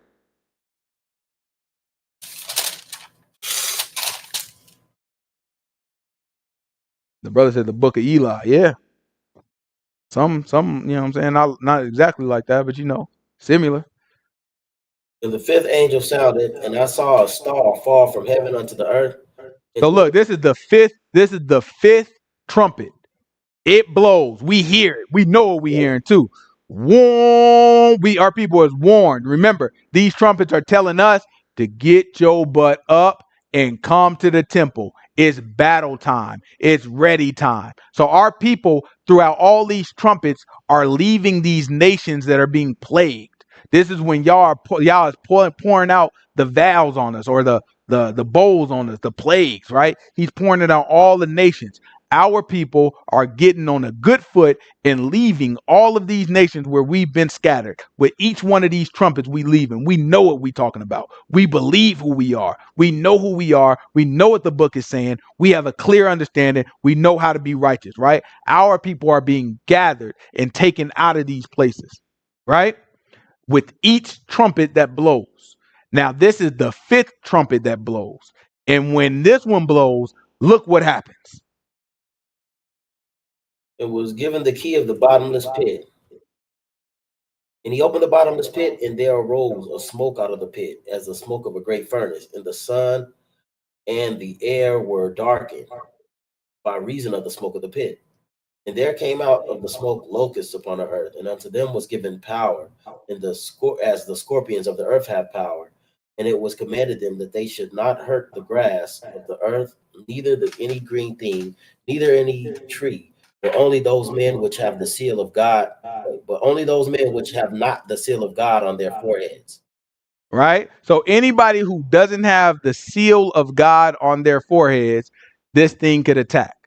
It wasn't supposed to hurt none of the vegetation or none of that stuff. It's supposed to attack people. And it says anybody who doesn't have the seal of the Most High God. We don't have to get it. But remember Ezekiel chapter 9. I want y'all to read it if you're not familiar with it, right?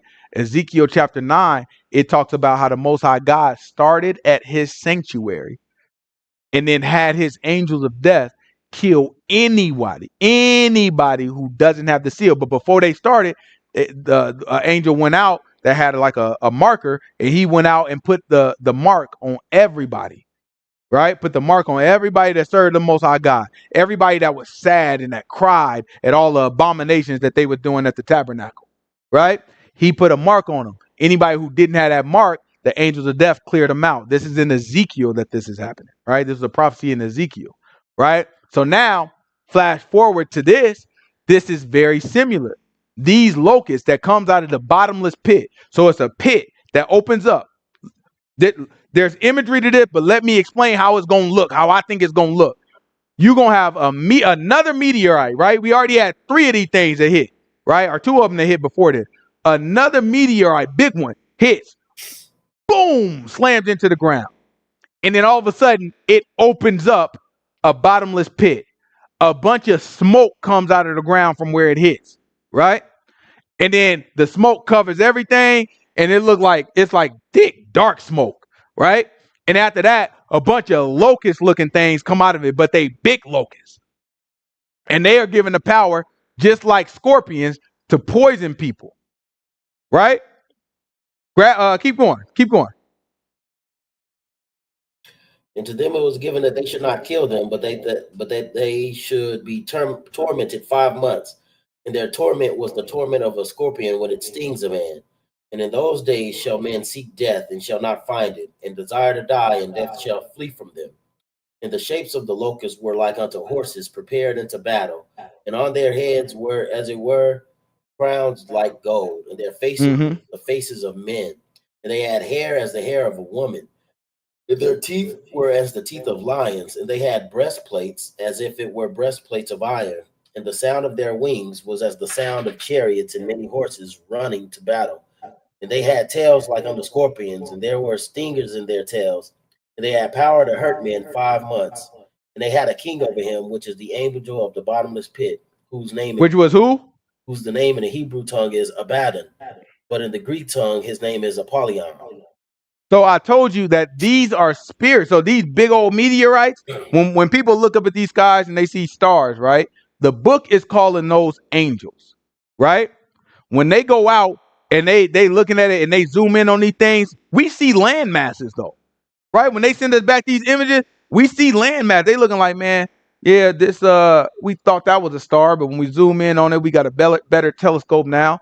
This is actually a planet, right? And so that's what's been happening over as science advances. They look and they see in planets, right? So then there's going to be physical structures coming out of the sky that crash into the ground. It's going to open up this big thing. We going to look at it and be like, oh, that's a meteorite.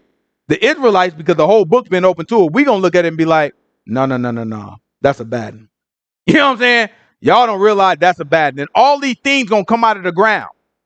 And everybody else going to be looking like, we've been invaded by aliens. These are extraterrestrial beings. That's how everybody gonna look at it. But we gonna look at it differently because the mysteries have been revealed to us. We gonna look at it and be like, nah, that's Abaddon's army. Abaddon's army has been locked into the heart of the earth in this bottomless pit. This thing hit, it opened it up. That was the key, right? Abaddon's key to open up the heart. Well, boom. Then all of these things that's been locked away all this time came up and now they got it, right? And that ties back to Genesis 6.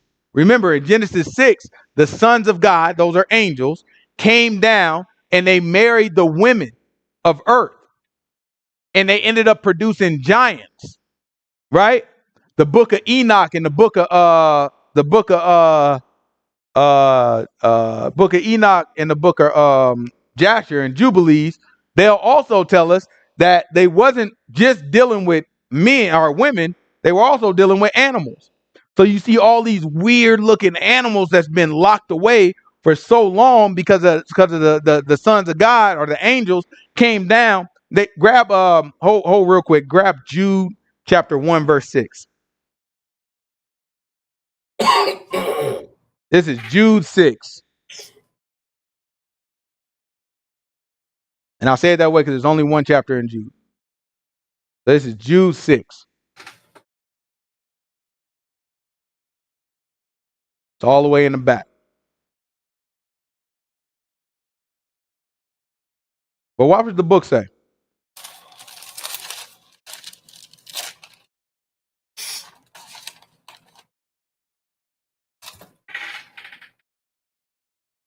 And the angels which kept not their first estate, but left their own habitation. What's estate?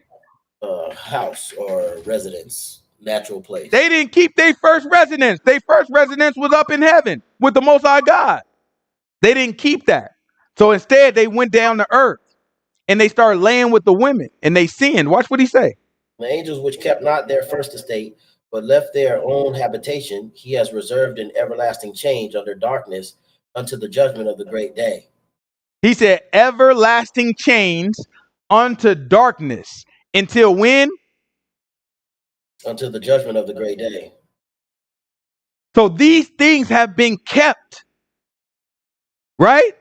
Grab 2 Peter. 2 Peter chapter 2. He tell you something very similar. 2 Peter chapter 2, give me verse 4.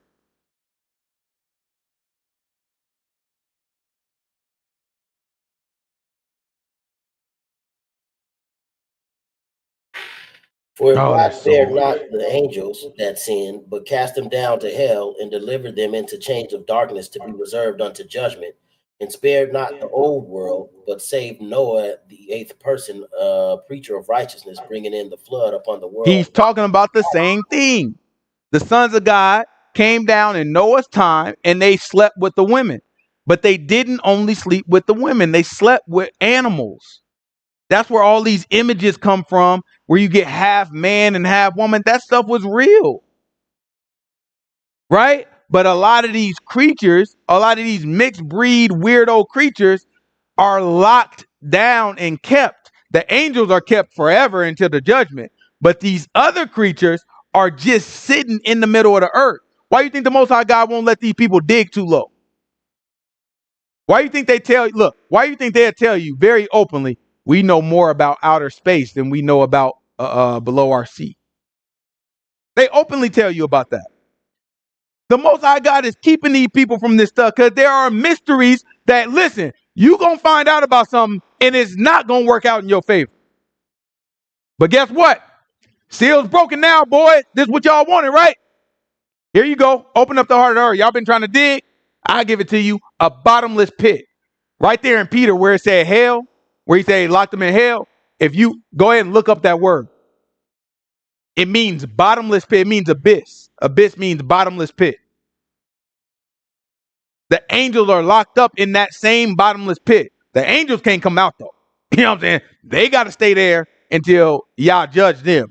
But these other creatures, not so much. And Abaddon got the key. He sit that thing down, bow, open that thing up. Them thing came right on out. Getting everybody stinging. People begging to die after they sting. Like, oh my goodness, they suffering. Just kill me now. You know what I'm saying? Canada got this procedure where it's self-suicide, or medical suicide, whatever they call it. You know what I'm saying? Where if you suffering from a terminal illness, you can just have the doctors kill you. Like instead of you just suffering with it, even though the disease might not kill you for years or might not kill you at all, but since it's such, you know what I'm saying, it's such a burden on you, they allow you to decide to die, and they'll assist you in your death, right? So like that's the type of services people gonna be looking for. Just like, oh my goodness, thing is horrible. Just take me now, kill me. Kill me. I'd rather die than have to live with the thing. But they not gonna be able to die. That's the cold piece. These things gonna sting them, and they're gonna be suffering, and they not gonna be able to die. They're gonna have to live with it. Right? Jump back. This is Revelation. Grab me Revelation 17. Let's try to get through the rest of this. This is Revelation chapter 17. Because I wanna get y'all, we just gonna skip, because I want to get y'all to what happens right before the last trumpet. Right? It's a lot of stuff that happens right before the last trumpet, right? And it's like that stuff is important. This is Revelation chapter 17, verse 1. But before we understand what happened before the last trumpet, we got to understand Babylon, mystery Babylon. Right? Again, mystery. Right? The secret things belong to Yah. But once they get revealed, what's revealed now? Right? Once that 7 seals open, everybody gonna know. Not everybody, but everybody who know the book, everybody who open the book, they gonna know. Our people, we gonna know.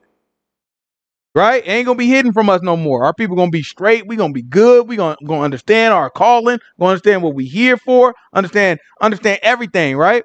Or not everything, but we gonna understand a lot of things. At the same time, it's gonna be prophets running around. We'll get to it. This is Revelation chapter 17, verse 1. There came one of the 7 angels which had the 7 vials, and talked with me, saying unto me, Come here, I will show unto thee the judgment of the great whore that sits upon many waters, with whom the kings of the earth have committed fornication, and the inhabitants of the earth have been made drunk with the wine of her fornication.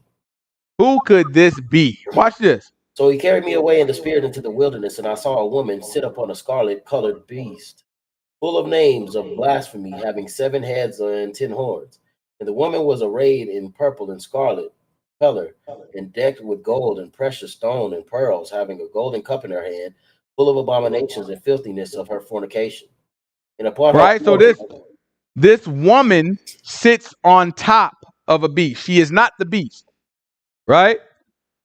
We don't have enough time to break down all the beasts and all that, but if you familiar with our other with our Revelation series, we got a 5-part Revelation series where we break down a lot about the beast, and that you can understand it and where it comes from and how it ties to all the countries that have taken us captive, right? Starting at Egypt, going all the way to, you know what I'm saying? Well, we won't talk about go watch it, and we'll, you know what I'm saying, you'll see what it comes down to. So she is not the beast. She sits on top of the beast. This is a city that sits on top of the beasts. The beast represents multiple cities, multiple nations, multiple all this stuff. So just understand that the beast represents an empire. This city, sits on top of that empire. I don't know who this could be talking about. Let's see. Keep going. And upon her forehead was a name written, Mystery Babylon, the Great, the mother of harlots and abominations of the earth. Right? Mystery Babylon, the mother of harlots. A lot of people think a lot of people think when we talk about Mystery Babylon, we talking about America, or we talking about Europe. America just got here. How is it gonna be the mother of anything? Right? This is the mother of what? The mother of harlots and abominations of the earth. Okay, so the mother, she started all of the harlots and the abominations of the earth. This city, right? Keep going. And I saw the woman drunken with the blood of the saints and with the blood of the martyrs of Yahushua. And when I saw her, I wondered with great admiration. So now listen, this city, the woman represents a city.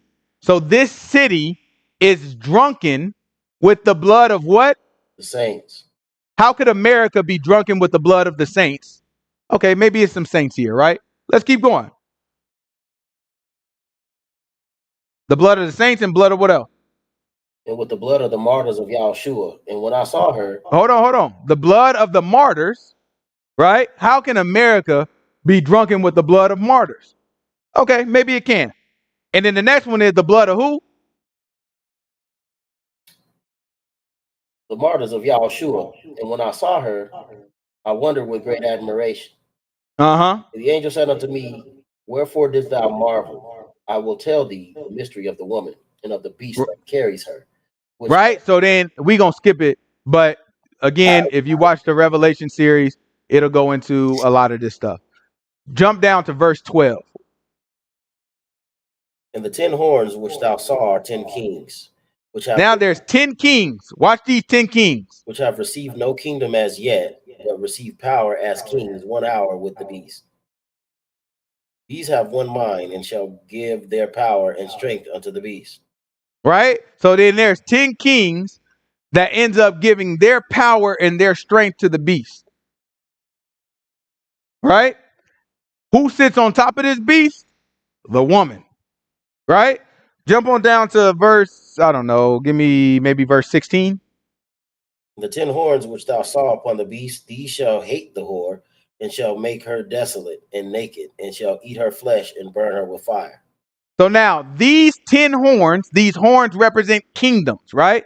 These 10 kingdoms of the world give their power to the beast, right? The whore or the woman or this city sits on top of that beast. This is one city that sits on top of this beast. Now, the beast probably is America, probably is NATO, Europe, and all that stuff. But there is one city that sits on top of it, that directs all of it. These 10 kingdoms gave their power to the beast. And then fast forward, these 10 kingdoms start to hate the whore that's sitting on top of it. So they turn on the whore. They start working against her. Right? Because she sits on top. And what they do, read it again.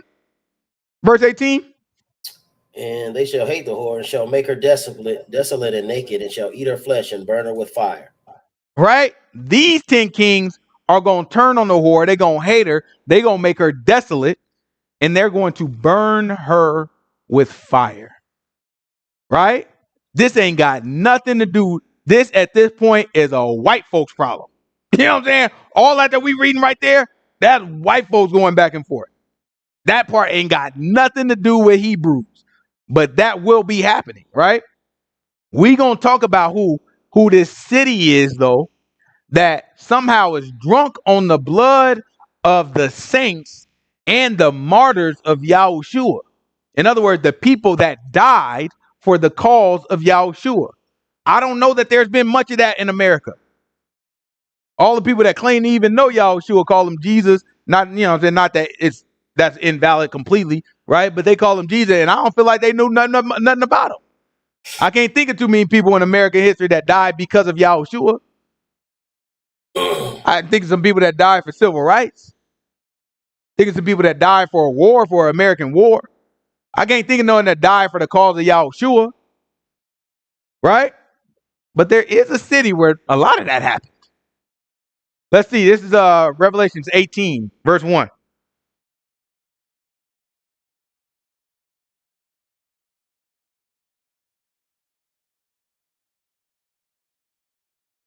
This lady, this whore, this woman is the mother, right? The mother of harlot. Talking about nations, right? Harlotous cities and harlotous nations. She started it. She's the mother of this stuff, right? Keep that in mind. This is Revelation chapter 18, verse 1. And after these things, I saw another angel come down from heaven, having great power, and the earth was lighted with his glory. And he cried mightily with a strong voice, saying, Babylon the great is fallen, and is become the habitation of devils, and the hold of every foul spirit, and the cage of every unclean and hateful bird. For all nations have drunk of the wine of the wrath of her fornication, and the kings of the earth have committed fornication with her. And the merchants of the earth are waxed rich through the abundance of her delicacies. And I heard another voice of heaven saying, Come out of her, my people, that you be not partakers of her sins. And that you now come out of her, my people, that you do be not partakers of her sins, and what else? Receive not of her plagues. So while all these trumpets are occurring, right? Trumpets is going off. Trumpets is going off. The same time, Yah is telling us, come out of her systems, right? Come out of, and when I say her systems, I'm not talking like the Hebrew Israelites. It's like, no, you know what I'm saying? Don't use that calendar. I'm not talking about that. I'm saying come out of the places that she controls. So this is when Yah is calling us into the wilderness. He's not calling us to leave one place that she controls to go to another place that she influences. No, he's calling us to go to a specific place at this point. And this is when he's going to talk to us face to face, according to Ezekiel 20. Right? Keep going. Watch this. For her sins have reached unto heaven, and God has remembered her iniquities. Reward her even as she was rewarded you, and double unto her, double according to her works, in the cup which she hath filled to her double. How much she has glorified herself and lived deliciously. So much torment and sorrow give her, for she has in her heart, I sit a queen, for she said in her heart, I sit as queen, and am no widow, and shall see no sorrow. Therefore shall her plagues come in one day, death and mourning and famine, and she shall be utterly burnt with fire. For strong is Yahuwah God who judges her. Now let's go back to Revelation 11. Let's try to shoot through this. So this is Revelation chapter 11, because I want to show y'all what happens before that last trumpet. Right? This is Revelation chapter 11. Now we got a little bit of insight on Mystery Babylon, a little bit of insight on the beast that she sits on top of, a little bit of insight of the Most High God telling us, come out of her, my people. Right? Because she sits on the beast, which are going to be all these different nations. So he's saying, come out of her, my people. The Most High God is with a stretched out arm and pouring out fury, putting plagues on all the world. That's where we see the seals and the trumpets, mostly the trumpets going off, and all these plagues are hitting the world. It's hitting a third of the earth. It's causing all this controversy in the earth because the resources are scarce. And we already know most of the wars that have happened in the world is due to scarce resources. So now that's happening. Then we go and we are coming out. We headed to the wilderness. The Most High God speak to us face to face, but we need to see the prophets, because remember, if the trumpets are blowing, that's the Most High God giving us a warning, and he told us, won't nothing happen to the city unless I first tell it to the prophets. He said, if I say it, don't you know the prophet has to prophesy? So we know it must be prophets in these times. So that's what we want to read about. Tell us about these prophets. This is Revelation chapter 11, verse 1.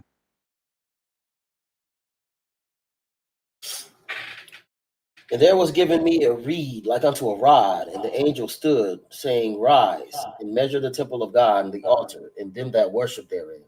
But the So at this point, what is already there?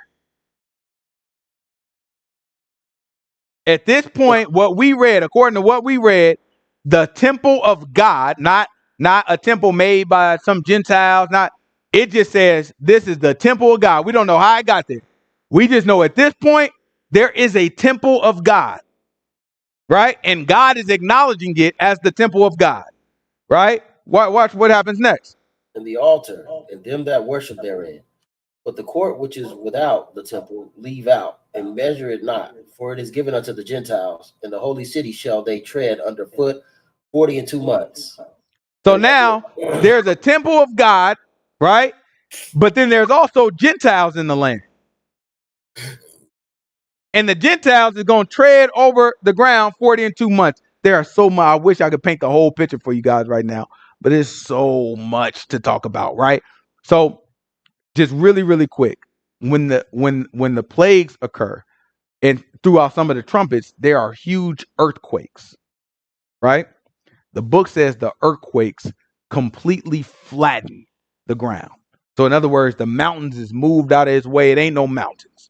You know, when Yahushua would say, if you have faith the size of the mustard seed, you could tell this mountain to move away. I personally believe that we going to see prophets with that level of faith, and that type of stuff is going to happen. The ground is going to be completely leveled.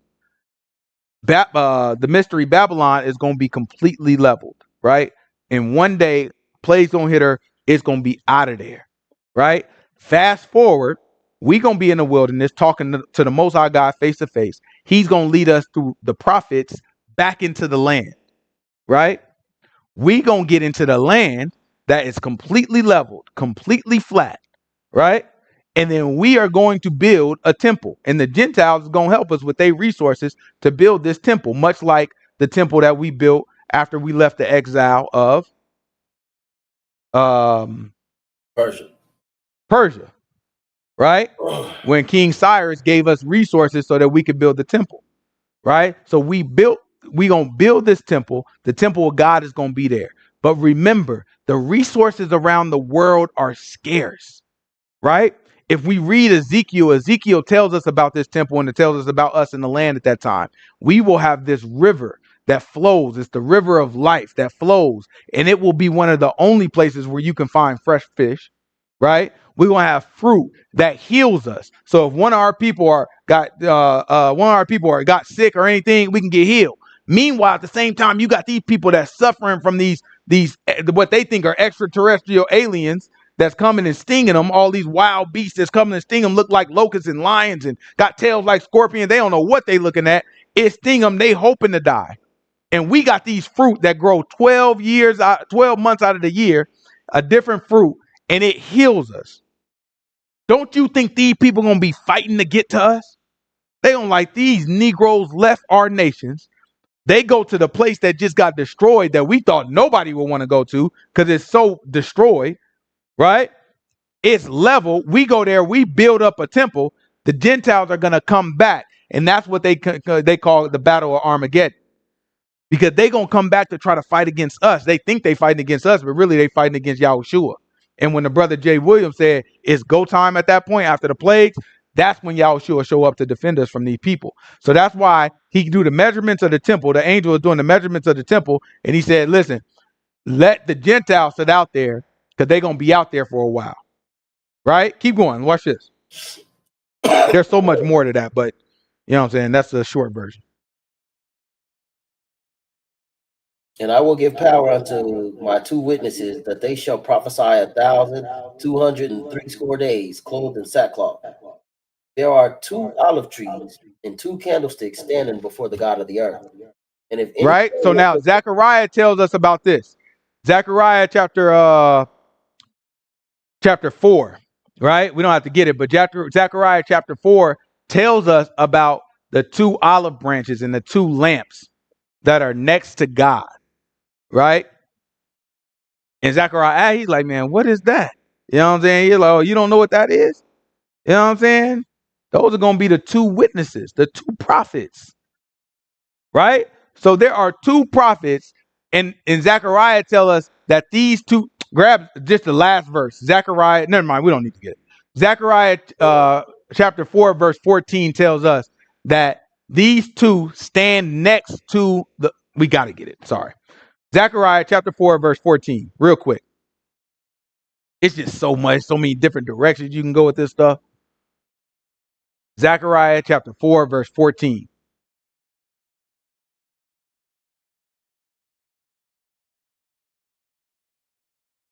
And after that, we got to get Mark chapter 9.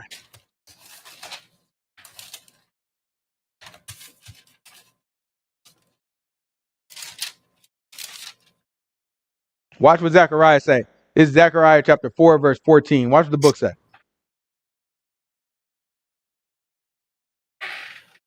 Then said he, these are the 2 anointed ones that stand by Yahuwah that stand by the Lord of the whole earth. Right? So now, Yahuwah, or not Yahuwah, the Lord, the master of the whole earth. We already read at Revelations 11 that after the last trump, then Yahushua ends up taking over the whole earth. Grab Mark chapter 9 real quick. Mark chapter 9, verse 1. Right? So we already learned that Yahushua ends up being the king of the whole earth. So we know it's talking about Yahushua, right? And so now it's saying these are the 2 anointed ones that stand beside Yahushua, right? This is Mark chapter 9, verse 1. Watch what the book say. And he said unto them, verily I say unto you, that there be some of them standing here which shall not taste death till they have seen the kingdom of God come with power. This is Yahushua talking. Watch. And after 6 days, Yahushua taketh with him Peter and James and John, and leadeth them up into the high mountain apart by themselves. And he transfigured before them. And And his raiment became shining, exceedingly white as snow, so as no fuller on earth can white them. And there appeared unto them Elijah and Moses, and they were talking Who? about Yahshua. Elijah and Moses. They appeared unto him two people, Elijah and Moses. They stood next to the king of all the earth, the master of all the earth, Who has not Elijah and Moses. Hold, we got grab, or we don't need to go hold that. We're going to go back to Revelations 11, but before that, grab Malachi chapter 4, verse 4. who has not necessarily tasted death like a normal person.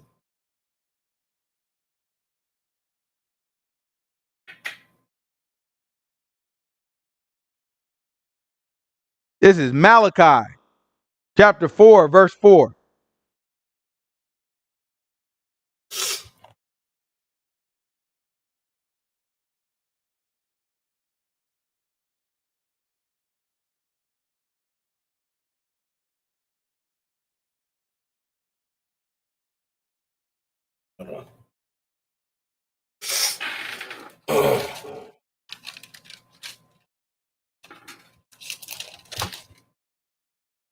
All right, so you have Yahushua. He starts to glow, and then you got two people standing next to him, and they're identified as Elijah the prophet and Moses the prophet, right? And they stood by him. And then we got two witnesses talked about in Revelations.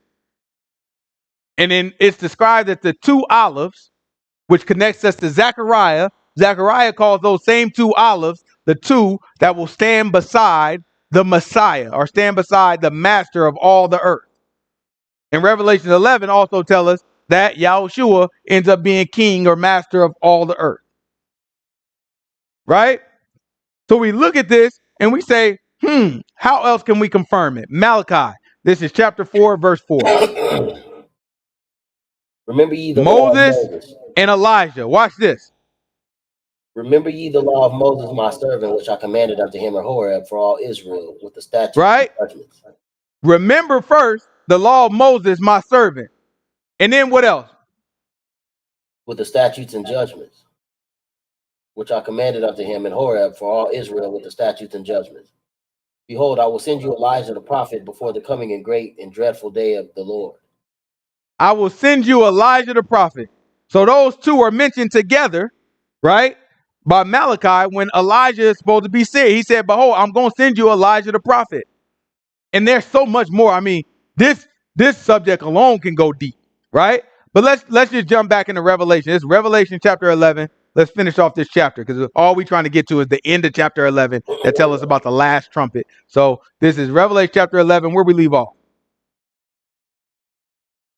Verse 4. Verse 4. So we got the temple got measured out. There's Gentiles on the side of it. Then we learn there's two prophets, two witnesses who we believe based off of scripture to be Elijah and Moses, right? At least scripture would suggest, right? Elijah and Moses. These are a mystery. A lot of people don't know this stuff, right? But just know what these mysteries come with, right? Keep going. Watch this. And if any man will hurt them, the fire proceed out of their mouth and devours their enemies. And if any man will hurt them, he must in this manner be killed. Right? So anybody try to hurt them, then they end up having fire that comes out of Moses and Elijah's mouth, right? And then they get burnt up. Whoever tried to hurt them end up getting burnt up, right? Watch this. These have power to shut heaven, that it rain not in the days of their prophecy, and have power. What was the first thing when Elijah popped on the scene in Kings? What was the first thing he said? Rain. He said, man, listen, hey, King Ahab, let me tell you something. Ain't going to be no rain until I say so. He said, at my mouth, it won't be no rain until I say so. Most High God gave him that power. And what do you know? The first thing it say that this prophet do as an individual is that they will have power to shut up the rain. What else? They'll have power over waters to turn them to blood and to smite the earth with all the plagues as often as they will. And what did Moses do? Moses came on the scene. Most High God told him, look, if they don't believe you, you can turn this into a snake. And then you can also turn your hand into snow, leprous, right? And then you could turn your staff into a snake. And then also, if they still don't believe, you turn the water into blood. He went and he turned the water into blood. They started to believe a little bit. Then after that, he just started hitting them with plagues by the hand of the Most High God. Do you think this is a coincidence that the two things that Elijah and Moses is known for is what these two prophets will be doing? And Elijah and Moses happen to be the two ones standing next to Yahushua. And that's exactly what Zechariah said. Keep going. Watch this. And after they shall have finished their testimony, the beast that descendeth out of the bottomless pit shall make war against them, and shall overcome them and kill them. And their dead bodies shall lie in the street of the great city, which spiritually is called Sodom and Egypt. Hold on. So their bodies will lie they will be dead in the great city, which is spiritually called what? Sodom and Egypt. Also called Sodom and called Egypt. And what else? Where also our Lord was crucified. I don't know what place this could be talking about.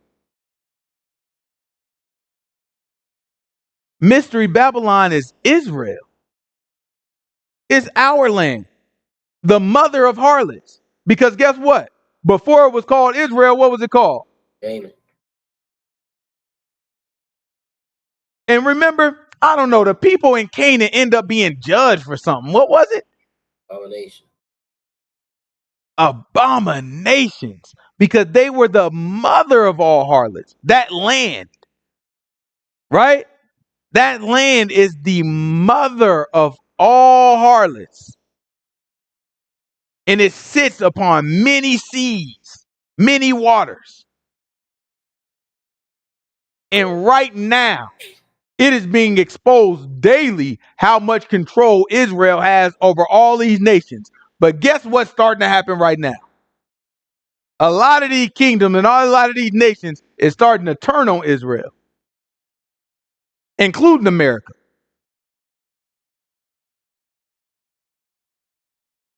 Now, I don't know all this stuff for sure. All I'm saying is keep our eyes open and let God have all the glory, right? But we know for sure in the great city where our Yahushua was crucified, right? Where he was crucified, that's where also these two prophets will die. And they're going to be dead for 3.5 days. Watch this. Keep going.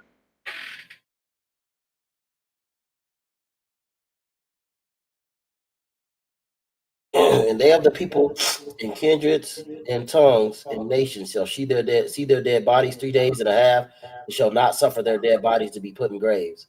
And They not even going to want to put them in graves. They just going to let them sit out there. Just two black men just sitting there dead. They going to let them sit there. They say all nations in tongues. They're going to be looking at it. So a lot of them going to be seeing it on national television. That's how I take it, at least. I imagine when they say all nations in tongues going to see it, it's because it's going to be televised on national television. They're going to be recording it. They're going to be like, these are the two guys. I think personally that the majority of the people of earth are going to confuse these two prophets with the beast and the false prophet. They're going to be thinking that they are the beast and the false prophet that spit fire out of their mouth and doing all this hocus pocus and killing everybody, because these boys going to be killing people. Just be clear. You know what I'm saying? These boys going to be killing people, right? So they're going to be looking at them. They're going to be leading us back to our land. The rest of these nations are going to see all the resources that our land all of a sudden has when it didn't have it before they let us go, right? Because these people are going to let us go just like Egypt.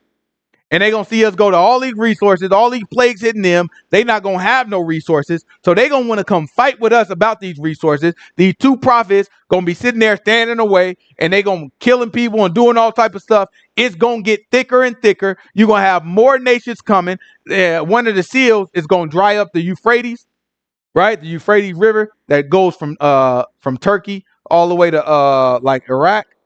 One of the seals is going to dry up that river, and it say so the kings of the east can come. So you're going to have all these Japanese and Chinese kings coming by on foot to come see about us.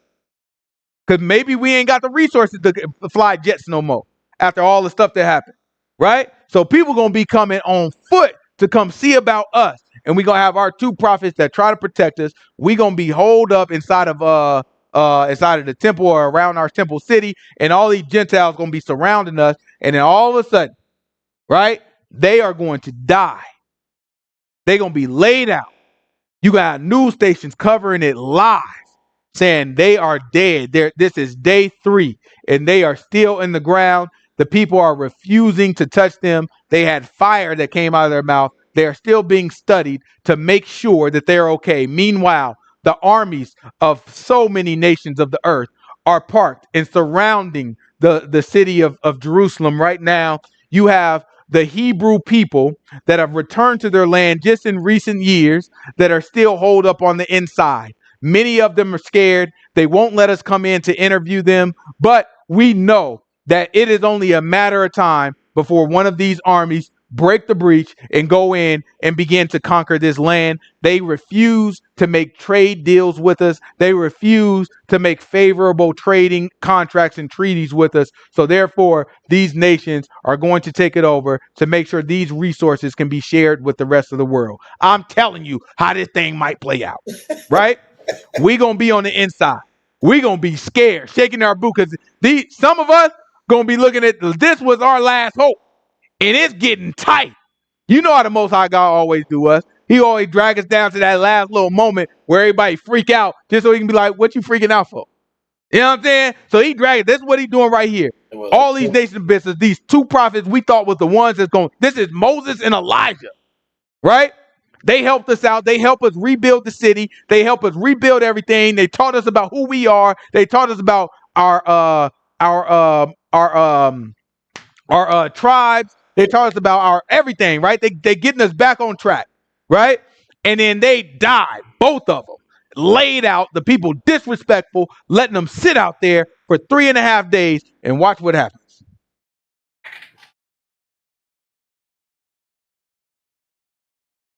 And after 3.5 days, the spirit of life from God entered into them, and they stood upon their feet, and great fear fell upon them which saw them.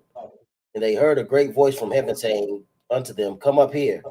And they ascended up to heaven in a cloud, and their enemies beheld them. In the same hour was there a great earthquake, and a 10th part of the city fell.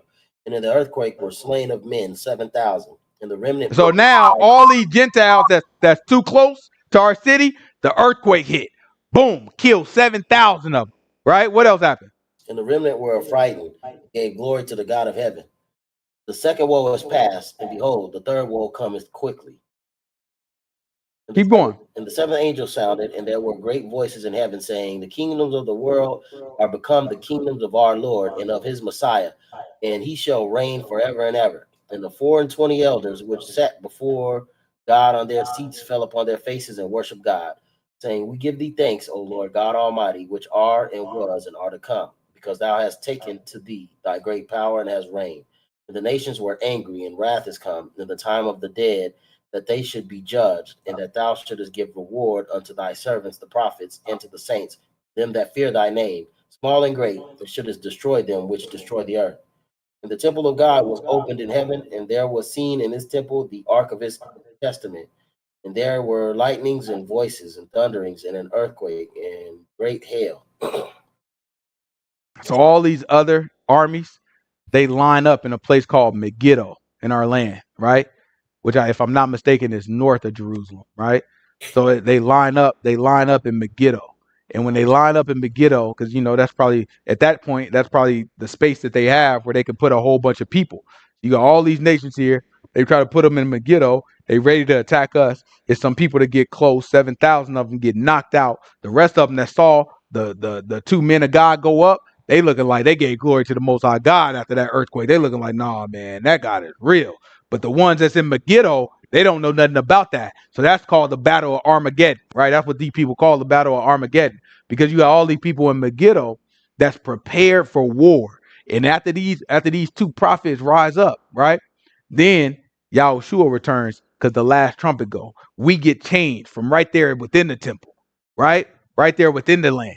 We hide behind the wall. We scared. A lot of us get changed, and there's different Gentiles throughout all the nations that serve the Most High God. They get changed, and he gather all of them up from every kindred and every tongue, and they come. And then we join him. He come from the sky, and he come down. We join him.